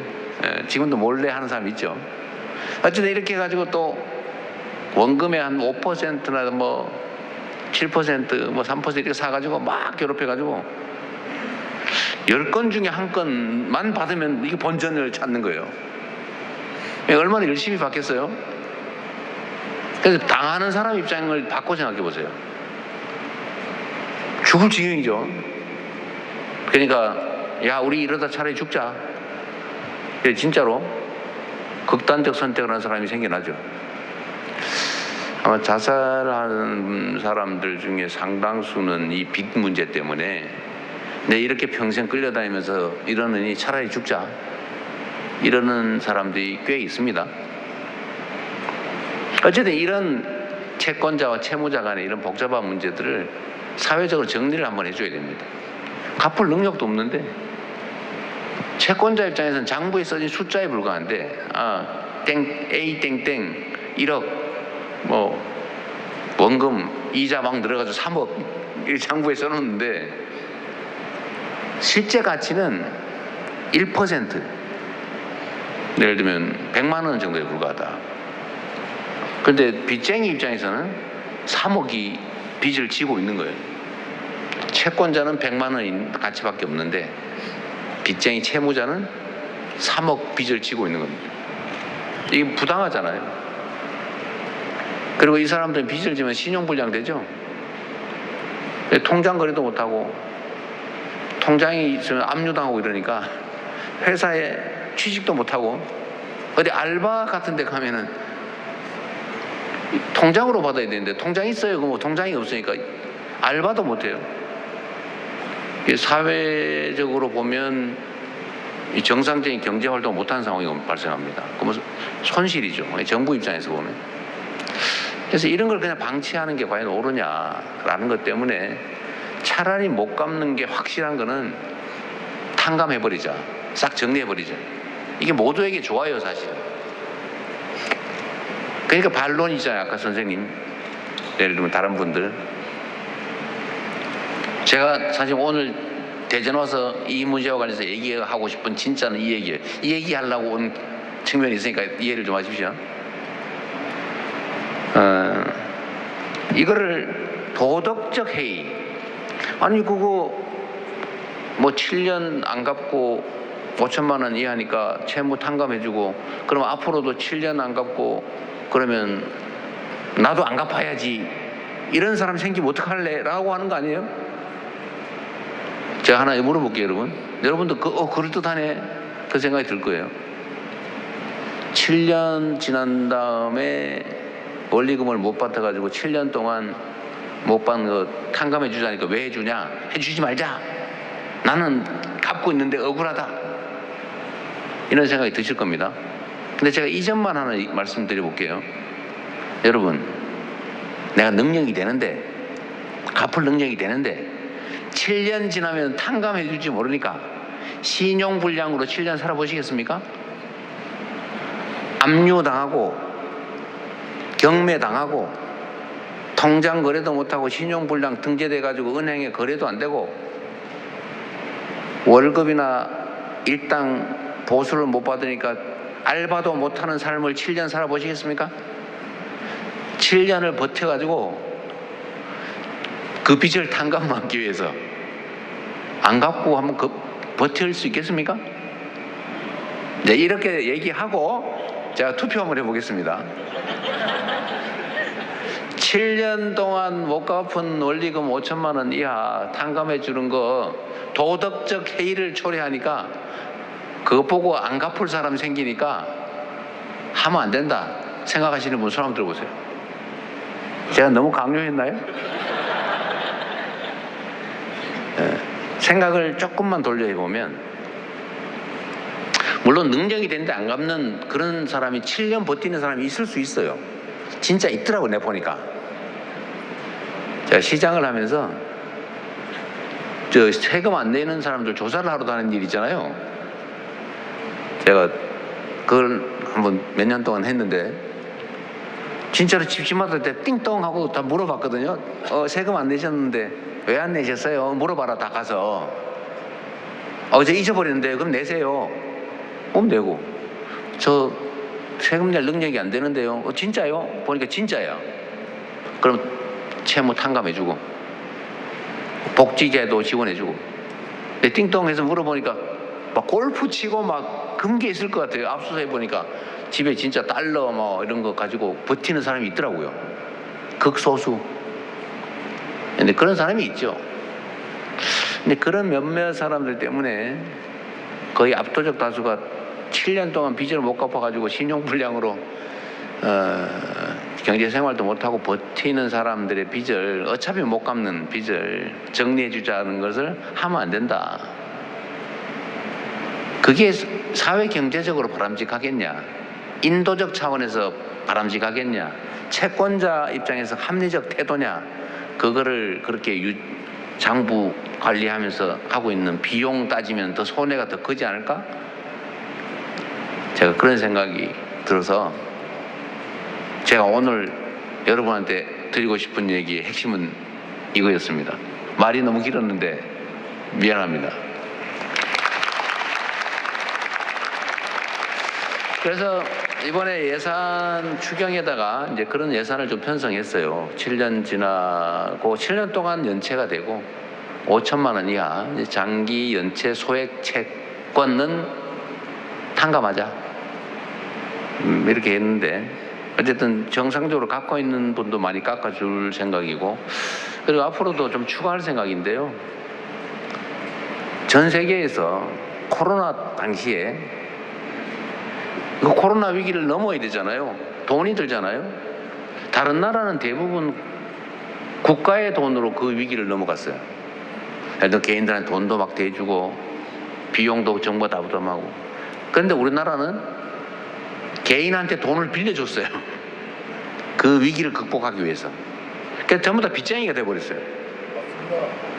다른 나라는 정부가 빚을 많이 줬어요. 보통 국가 부채 비율이 10몇 %씩 올라갔죠. 국민 총생산의 한 10% 전후를 그 극복을 하는데 정부 돈을 쓴 거예요. 근데 우리나라는 다 빌려줘가지고 개인이 부담해서, 개인이 다 빚쟁이가 돼버렸습니다.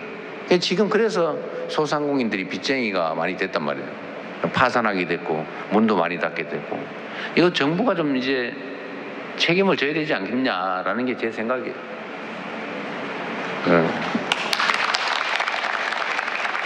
네, 안녕하십니까. 저는 카이스트 수리과학과 교수이자 기초과학연구원의 의생명수학 그룹을 이끌고 있는 김재경입니다.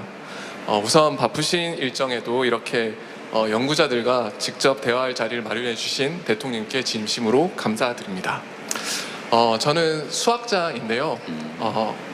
좀 색다른 일을 하고 있습니다. 우울증이나 수면 질환 같은 여러 가지 질병들을 예측하고 치료 방법을 개발하는 일을 하고 있습니다. 수학자가 그런 걸 하세요? 네, 그렇습니다. 알겠습니다. 그래서 의생명수학이라는 분야를 하고 있고요. 그리고 사실 제가 예전에 한번 대통령께서 유튜브에서 수학 강연하는 걸 한번 본 적이 있는데 굉장히 감동적이었습니다. 놀리시는 거죠 지금? 아닙니다. 저희 처장님께서 다음에 한번 카이스트에서 수학 강연 한번 해달라고 하셨습니다. 그래서 사실 저는 그 카이스트와 여기 대전 기초과학연구원이라는 우리나라에서 가장 연구 환경이 좋은 곳에서 연구를 10년 동안 해오고 있는데요. 그래서 저희 제자들한테 항상 연구자의 삶은 진짜 보람되고 행복하다, 이런 일을 항상 자신 있게 해왔었습니다. 그런데 요즘 그런 말을 꺼내기가 좀 쉽지가 않습니다. 사실 아시다시피 그 몇 해 전 저희 이제 아무런 예고 없이 사전 소통 없이 저희 예산이 급격히 삭감이 되었습니다. 다행히 저는 이제 살아남았는데요. 그 주변에 이제 오랫동안 이제 공들여서 연구를 해왔던 분들이 이제 문을 닫는 일들이 있었습니다. 그리고 가장 안타까웠던 건 이제 학생들과 이제 포스닥들이 이제 연봉이 삭감되고 그리고 이제 잘리는 일도 있었죠. 그래서 물론 이제 국가가 어려우면 이제 저희가 이제 짐을 같이 져야 되는 건 저희 연구자들도 다 알고 있습니다. 그런데 이제 연구라는 특성상 이게 한번 무너지면 되살리기에는 이제 굉장히 오래 걸립니다. 그래서 이런 것들을 막기 위해서 예를 들어서 뭐 독일의 막스 플랑크 연구소 같은 곳은 매년 이제 일정 비율 예산이 무조건 증액되도록 이런 제도가 있습니다. 그래서 저희 나라도 적어도 기초과학 분야만큼은 좀 예측이 가능한 예산 운용이 될 수 있는 시스템이 생겼으면 좋겠습니다. 그리고 두 번째는 이제 국내 연구 환경의 이제 국제화 부족에 대한 이야기입니다. 아직 우리나라 연구 환경이 여러 측면에서 이제 글로벌 기준에 미치지 못하는 것들이 있는데요. 그 중에 좀 하나 쉽게 제 생각에 고칠 수 있을 것 같은 걸 하나 이제 가져왔습니다. 바로 국제 인재 확보의 이제 비효율성입니다. 제가 사실 그저께 이제 해외 학회를 다녀왔습니다. 근데 거기에 이제 박사 학위를 앞둔 학생들이 이제 발표를 잘하면 그 해외에는 많은 교수님들이 하는 일이 뭐냐면 당장 찾아가서 면담하고 괜찮으면 포스닥으로 우리 연구실에 올래? 이런 얘기를 하는데 저도 하고 싶은데 하질 못했습니다. 그 이유는 이제 그 블라인드 채용 규정상 저희가 포닥을 뽑으려면 공지를 하고 심사를 이분이 자꾸 포닥 그러는데 네.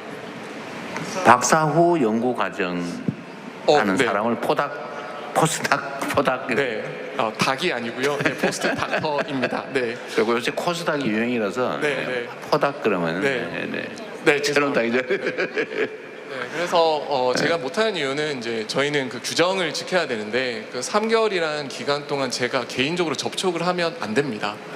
그래서 30분이라는 인터뷰 동안 그걸 보고 선택을 해야 되는데 약간 선을 한 30분 보고 이제 결혼하라는 그 얘기랑 사실 똑같습니다. 그래서 좀 그런 우수한 인재들을 놓치지 않기 위해서는 이제 공정성도 중요합니다만 일정 범위 내에선 저희가 수시로 채용할 수 있는 그런 좀 제도가 있었으면 좋겠습니다. 네. 그리고 짧게 마지막으로 말씀드리면 현재 우리나라의 그 연구 과제 방식이 대부분이 탑다운 방식입니다. 이제 키워드가 정해지면 이제 거기서 이렇게 내려오는 것인데 사실 바름업 어프로치가 대부분인 유럽이랑 미국과 대조되는 상황입니다. 그래서 그 키워드가 더 효율적일 경우도 있습니다만 사실 기초과학에서는 문제를 찾는 것 자체가 굉장히 중요한 문제입니다. 사실 연구입니다. 그래서 탑다운 방식이 잘 어울리지 않습니다. 그 과정에서 새로운 것들이 만들어지게 되는데요. 그래서 지금의 좀 탑다운 방식 위주의 과제 중심이 아니라 바름업 중심의 과제가 좀 많이 생겼으면 좋겠습니다. 네. 네. 그리고 여기까지가 제가 준비한 이야기이고요. 마지막으로 한 말씀만 드리면 사실 정말 아시다시피 과학이란 게 뭐 이렇게 1년 해가지고 나오는 분야가 아닙니다. 그리고 지금의 잘못된 선택이 굉장히 미래에 큰 영향을 줄 수 있는 분야입니다. 그래서 좀 예측 가능한 지원 그리고 현장 중심의 정책 설계 그리고 좀 인재를 놓치지 않는 그런 제도를 만들 수 있었으면 좋겠습니다. 네, 감사합니다. 네. 혹시 여기 수행 오신 분들 중에 아까 그 성실 상환자에 대한 채무 조정 방안 정리된 거 가지고 계시죠? 그거 아주 요약해서 간략하게 설명 좀 해줄래? 그거 좀 하고 지나갈게요. 아까 사실 궁금했을 텐데. 예, 금융위원회 사무처장입니다. 이번에 저희가 추경에 반영한 네, 제가 소개 한번 드리면 이분이 그분이었군요. 이번에 부동산 대출 제한 조치를 만들어낸.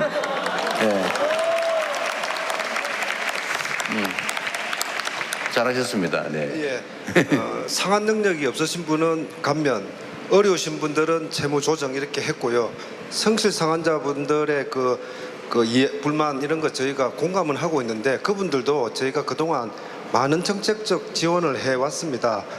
과거에도 이렇게 이자를 감면한다든지 만기를 연장한다든지 이런 노력들을 했고, 특히 최근에 저희가 은행권을 통해서 이자를 그때 150만 원씩 저희가 감면해서 아마 통장에 저희가 다 이어드렸던 걸로 기억하고 있는데 다 기억하시죠? 예. 그다음에 기억 못하는 것 같아요. 예, 거기 좀 시간이 좀 지나서 기억을 못 하시는 것 같고. 그다음에 이번에는 저희가 은행권에서 자체 자금을 통해서 여러분들이 좀 힘이 드시면 이렇게 폐업을 하게 되시면, 아까 어느 분이 이 폐업 채무가 굉장히 중요한데, 이 폐업 채무를 그 사업을 폐업하는 순간에 개인 채무로 이렇게 돌아가가지고 폐업을 하기도 어려운 그런 직면에 처해 계신 분들이 많기 때문에, 저희가 금융권에서 그 사업자 대출을 개인 대출로 전환을 하시면 30년 만기로 이렇게 분할 상환할 수 있게 저리로 이렇게 자금을 지원했고요. 특히 여기 이제 중기부와 같이 저희가 폐업하실 때 15년까지 만기를 연장해서 금리를 1% 깎아주는 그런 노력들을 하고 있습니다.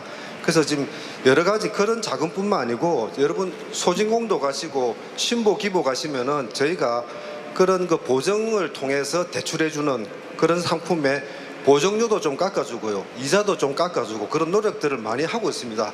특히 아까 회장님께서 말씀하셨던 이렇게 어려우신 분들이 좀 쉽게 접근할 수 있게 저희가 플랫폼을 만들어 가지고 이렇게 뭐 폐업을 하시고 싶거나 재창업을 하고 싶거나 재기를 하고 싶거나 자금이 필요하신 분들은 이렇게 장사하시는데 이렇게 찾아다니기 어려우시면 원스톱으로 정부가 이렇게 협업해서 그런 서비스를 제공하고 있겠습니다. 저희가 좀 부족하지만은 저희가 좀 더 이렇게 다가가는 그런 행정을 하도록 최대한 노력을 하겠습니다. 감사합니다.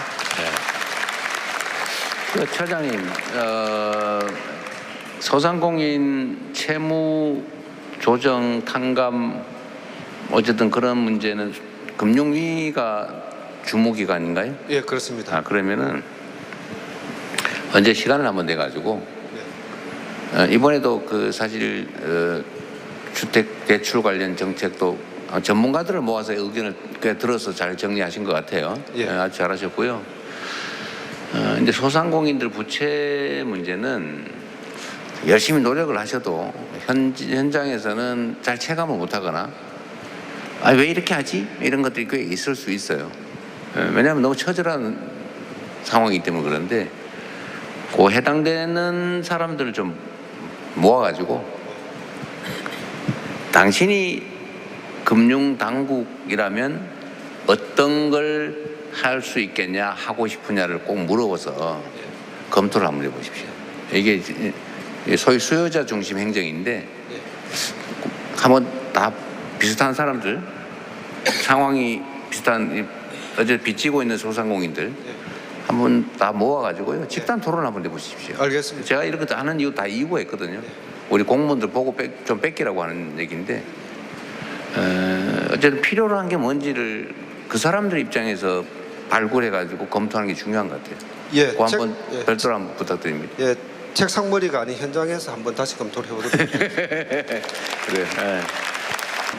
저는 오늘 그 여러분들 오면 해수부를 왜 부산으로 가냐 이런 얘기 할 줄 알았어요. 근데 왜 그 얘기는 아무도 안 하시나 모르겠네요. 부산에서만 돼서 가요. 그리고 뭐를?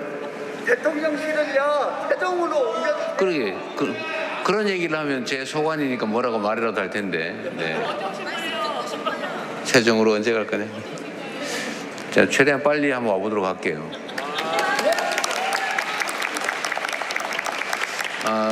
세종으로 이제 대통령실 이전 문제는 실제로 이런 얘기들도 좀 해야 되는데, 세종으로 대통령실 이전하는 문제는 완전히 이전하는 거는 그거는 헌법 개정 문제라서 제가 선거 때도 말씀드렸지만 그렇게 쉽지는 않습니다.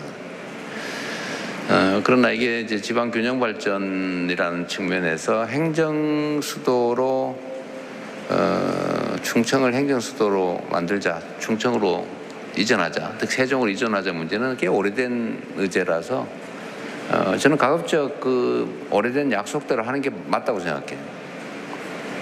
그러나 이게 또 헌법에 관습헌법이다 그래서 지금 위헌 판결까지 받은 상태라서 그걸 또 마음대로 어기기는 쉽지가 않죠. 그러나 제2 집무실을 짓는다. 그러니까 뭐 서울에서 근무하다가 일부는 또 대전에서 근무하고 그렇게 하는 것은 뭐 가능하다라고 하고 또 국회의사당을 세종의 의사당을 짓자. 뭐 그것도 그건 가능하다고 하니까 그건 좀 속도를 저희가 내볼 생각입니다. 그러면 저는 말한 거는 지키니까 너무 혹시 어기지 않을까 그런 걱정 안 해도 되고 완전히 옮겨올 수 있냐? 완전히 와라. 이거는 그건 헌법상의 문제 때문에 그렇게 쉽게 최종 결론을 내기는 어렵다는 말씀을 먼저 드립니다. 그리고 이제 국가기관들 이전 문제는 가능한 범위 내에서 어쨌든 많이 약속된 대로 해야 될 텐데 해수부를 부산으로 옮기는 문제는 우리 충청, 대전, 세종 시민들께서 도민들께서 좀 이해를 해주시면 좋겠어요. 뭐 내가 다 가지면 좋죠. 다 가지면 좋지만 충청권이 행정수도 이전에 혜택을 보는 거지 않습니까? 뭐 그러면 뭐 굳이 따지자면 서울은 뭐 많이 가졌으니까 하나도 좀 많이 가졌으니까 뭐 이 정도는 내놔도 되지라는 건 또 여러분의 생각이고 서울 시민들이나 수도권 국민들 입장에서 생각하면 그거 왜 충청도로 보내는데 이렇게 생각할 수도 있는 거잖아요. 또 한편으로는 충청도나 대전, 세종 시민들, 도민들 입장에서는 야, 그 대전 충청으로 오기로 한 걸 왜 부산으로 보내는데 다 우리한테로 보내야지 이래 생각할 수도 있죠. 뭐 역시 이것도 뭐 전혀 부당한 생각은 아닙니다. 한 번 결정했으니까 절대로 딴 데로 보내면 안 되고 무조건 우리한테로 다 해야 돼. 뭐라고 얘기할 수도 있죠. 그러나 부산 시민들 입장에서는 우리가 충청보다는 훨씬 더 어려운데 행정수도를 통째로 부산으로 옮기는 건 못하더라도 그중에 진짜 필요한 해수부 한 개 옮기는 거를 그거 안 된다고 저렇게 하면 그쪽은 또 섭섭하지 않을까요? 이게 이제 모든 문제는 상대적이어서 우리 입장도 있지만 다른 사람 입장도 좀 바꿔서 생각해 보는 게 필요하지 않을까 싶습니다. 아까 말씀드린 것처럼 우리는 함께 사는 세상이어서 다 자기 이익만 자기 뜻대로만 할 수 없는 게 세상이죠. 그래서 행정수도 이전 국가기관 이전 문제도 뭐 대체로는 다 충청 세종으로 오니까 그중에 정말로 해수부는 부산이 제일 이용하기 크잖아요. 여기서는 100 정도의 혜택이 있다면 부산은 1000 정도의 혜택이 있단 말이에요. 부산은 행정기관 한 개도 없으니까 쉽게 말하면 그 연결 좀 있잖아요. 좀 그런 것들을 뭐 안 된다고 누가 1인 시위하고 있다 해서 내가 오늘 한번 만나보려고 했는데 나가다 한번 만나볼까 생각 중이기도 해. 근데 뭐 더 그 입장에 또 그렇게 해야 될 입장도 있겠지요. 그러나 좀 국가적 차원에서 본다면 그런 점도 좀 이해를 해주시면 좋겠어요. 다 어떻게 내가 다 내 뜻대로 내 마음대로 하겠습니까? 제가 인천 지역구 사람인데 인천에서는 왜 가는 김에 인천으로 가야지 왜 부산으로 가냐? 그런 분도 계세요. 대전으로 갈 때는 뭐 가는 거 제가 어쩔 수 없었지만 옮긴다면 인천으로 이런 생각하는 사람이 있더라고요. 왜 인천으로 가야 되는데? 부산으로 가는 걸 이해를 좀 해주시라고 제가 인천 시민들한테도 부탁의 말씀을 드리고 있어요. 어쨌든 가능하면 같이 사는 세상, 함께 사는 세상이 되면 좋겠다. 그리고 우리 세 분도 무지하게 섭섭하실 텐데 말이라도 다 해야 되는데 그러나 어떻게? 왜요? 해수부 옮기면 손해본다 본인이.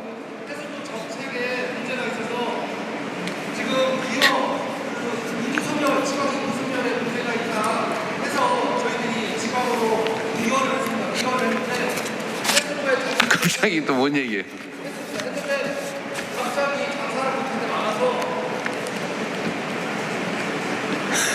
감사합니다.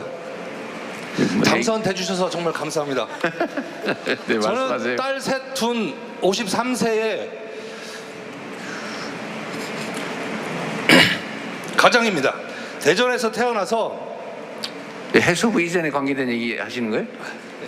예, 자 귀여를 해서 해수부의 귀여 정책에 대출을 받아서 보령으로 가서 낚시업이라는 어선 사업을 시작했습니다. 근데 갑자기 법이 바뀌었다고 해서 하지 말라고 합니다. 그래서 지금 저희들이 대책위원회 남으신 분이 20명인데 그런 어선이 180척입니다. 근데 그분들을 저희들이 외면하고 저희들끼리만 뭉쳤습니다. 마지막 남은 20명인데 기본 3억씩 빚을 지고 있는데 대책 없이 장사를 못하게 정책이 바뀌었다고 합니다. 제가 저 뱃놈입니다. 뱃놈이라 자신 있습니다. 갚을 수 있어요. 아까 금융위원회 사무처장님한테 여쭤보고 싶은 게 있었습니다. 잠재적 채무자가 지금 될 것 같습니다. 악성 채무자가 될 것 같아요. 그래서 그런 정책이 있는지도 좀 궁금하고요. 그런 프로그램을 만들어서 저희들이 악성 채무자가 안 되게 도와주십시오. 저는 잘할 수 있습니다. 근데 가족한테 너무 미안합니다. 그동안 한 30년 고생시켰는데 더는 고생시키고 싶지 않은 마음에 시작했는데 이것도 저것도 아니고 벼랑 끝에 지금 서 있습니다. 뛰어내리기 직전입니다. 잠재적인 채무자를 도와주는 게 채무 파산 회생보다 훨씬 좋은 정책일 거라고 저는 생각합니다. 네. 제 말씀 들어주셔서 할 말 할 수 있게 해주셔서 정말 감사합니다. 큰절 드리겠습니다. 그런 거 하지 마세요. 안 보여요. 정말 고맙습니다. 네, 그런 거 하지 마세요. 네, 알겠습니다. 해수부의 정책 변경 때문에 엄청나게 빚을 지게 되겠다. 그 말씀이신 것 같네요. 아니 죄송하지만 자, 이제 마이크를 거기까지만 그렇게 서로 뺏으시면 안 되고요. 네, 이제 그만, 마이크는 협조해 주시면 그만. 감사드리겠습니다. 진행 요원에게 마이크 전달해 주시면 감사하겠습니다. 어쨌든 제가 드리던 말씀을 마저 드리고 이제 마쳐야 될 것 같아요. 시간이 너무 많이 지났고 그래서 여러분들 다 듣는데 저한테 직접 말씀하시고 싶겠지만 뭐 그럼 밤새도 제 임기 내내 들어도 다 못할 거예요. 밤새고 싶다고요? 저는 못해요. 바빠서. 어쨌든 드리던 말씀 마저 드리면 어쨌든 국가기관 이전 문제는 이 해수부 이전 문제는 좀 이해를 부탁드립니다. 그건 부산으로서는 4월이 걸린 생존의 문제이니까 좀 이해를 해주시고요. 저는 자원 배분이라고 하는 것도 예를 들면 여러분 개인은 예를 들면 여러분의 자녀들에게 자원을 배분할 때도 내가 이거 쉽게 말 100원밖에 없는데 이거를 첫째한테 피아노를 가르칠까? 둘째한테 태권도를 가르칠까? 이런 거 선택해야 되잖아요. 근데 첫째는 피아노에 별로 소질이 없어요. 학원은 싶어 하는데 아무리 해도 도저히 소질이 없어요. 근데 둘째는 태권도에 엄청난 소질이 있어요. 근데 별로 안 좋아해요. 그럼 어디다가 해야 돼요? 둘째한테 해야지. 부모가 해야 될 역할이죠.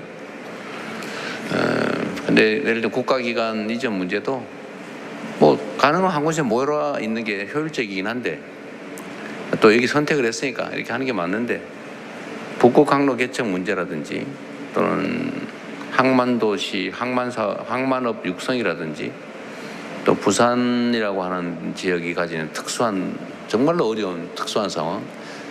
그런데 이게 해수부 이전이 가지는 상징적 의미나 효율성이나 이런 걸 따져보면 대전, 세종 여기 있는 것보다는 거기 있는 게 국가적 입장에서는 훨씬 효율이 크단 말이에요. 그러면 좀 이해를 구하고 좀 비판받더라도 그렇게 해야 되는 게 저는 제 역할이라고 생각합니다. 그렇다고 뭐 대전, 세종, 충청에 뭐 엄청 손해보게 하지는 않을 테니까 또 필요한 정책들은 또 할 테니까 걱정하지 마시라는 말씀드립니다. 아쉬움이 빨리 최대한 노력하도록 하겠습니다. 자, 아쉬운 대로 이게 이제 우리가 제가 일부러 이런 이유는 여러 가지 목표가 있어요. 이제 대전, 세종, 충청의 주요 현안들도 한번 챙겨보고 또 이런 기회에 제가 국민 여러분께 드리고 싶은 말씀들이 있어요. 또 그냥 뜬금없이 기자회견 해가지고 뭐 마이크 들고 할 수도 있지만 그 별로 설득력이 없잖아요. 또 이렇게 여러분들하고 직접 소통하면서 우리가 하고 싶은 이야기 이런 걸 하는 측면이 하나 있고, 또 한 가지는 우리가 민주주의, 명색이 민주주의 국가인데 토론을 안 해요. 논쟁을 해야 됩니다. 주제를 놓고 토론하고 양보하고 타협하고 이런 걸 연습을 좀 해야 되는데, 원래는 뭐 학교 다닐 때 하는 게 제일 좋죠. 근데 잘 안 되다 보니까 정치라고 하는 것도 토론이 기본인데 맨날 멱살 잡고 싸우기부터 먼저 하니까 국민들이 정치도 아주 혐오하고, 정치가 얼마나 중요합니까? 직장 생활보다 더 중요할 수도 있어요. 이 나라 운명을 정하지 않습니까? 우리 경험했잖아요. 근데 그 중요한 정치를 우리 국민들이 외면해요. 정치하면 딱 떠오르는 게 멱살 잡고 싸우고 막 저질스럽고 막 뇌물이나 받고 막 이런 게 먼저 떠오르니까 다 외면하니까 이 나쁜 사람들이 악화가 양화를 구축한다고 나쁜 의도를 가진 반칙하는 사람들이 유리한 게임이 돼버린 거예요. 그러다 보니까 국민들의 뜻을 외면하는 사람들이, 악의적인 사람들이 또 우세를 점하는 이 비정상적인 정치가 됐단 말이에요. 이걸 근본적으로 바꿔야 되는데, 그 근본적으로 바꾸는 첫 번째 방법이 저는 국민들이 공통의 의제를 놓고 토론하는 거라고 생각해요.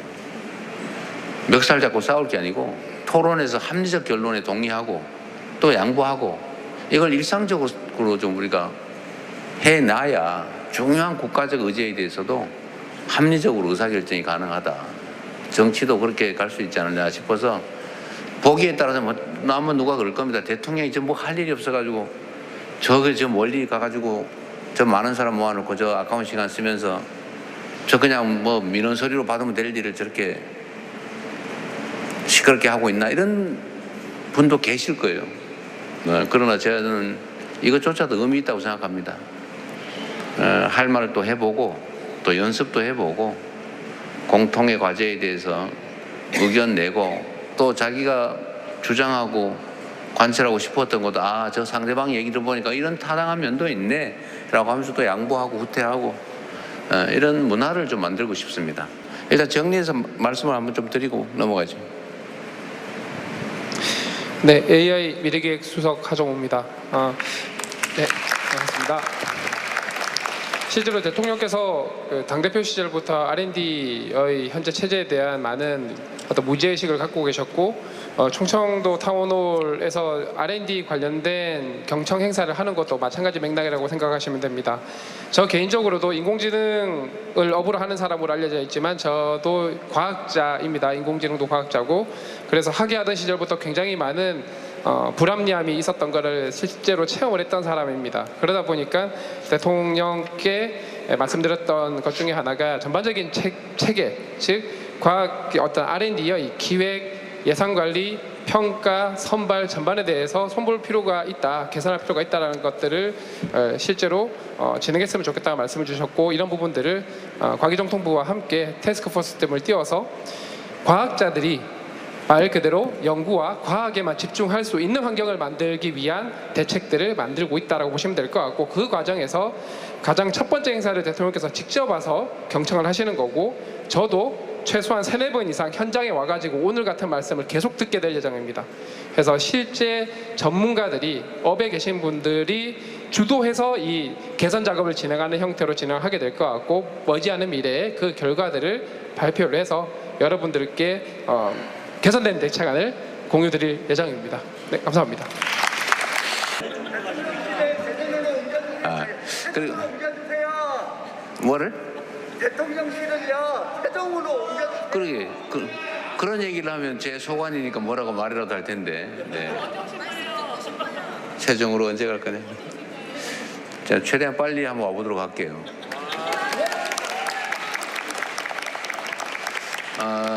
세종으로 이제 대통령실 이전 문제는 실제로 이제 이런 얘기들도 좀 해야 되는데, 세종으로 대통령실 이전하는 문제는, 완전히 이전하는 거는 그거는 헌법 개정 문제라서 제가 선거 때도 말씀드렸지만 그렇게 쉽지는 않습니다. 그러나 이게 이제 지방 균형 발전이라는 측면에서 행정 수도로 충청을 행정 수도로 만들자, 충청으로 이전하자, 즉 세종으로 이전하자 문제는 꽤 오래된 의제라서 저는 가급적 그 오래된 약속대로 하는 게 맞다고 생각해요.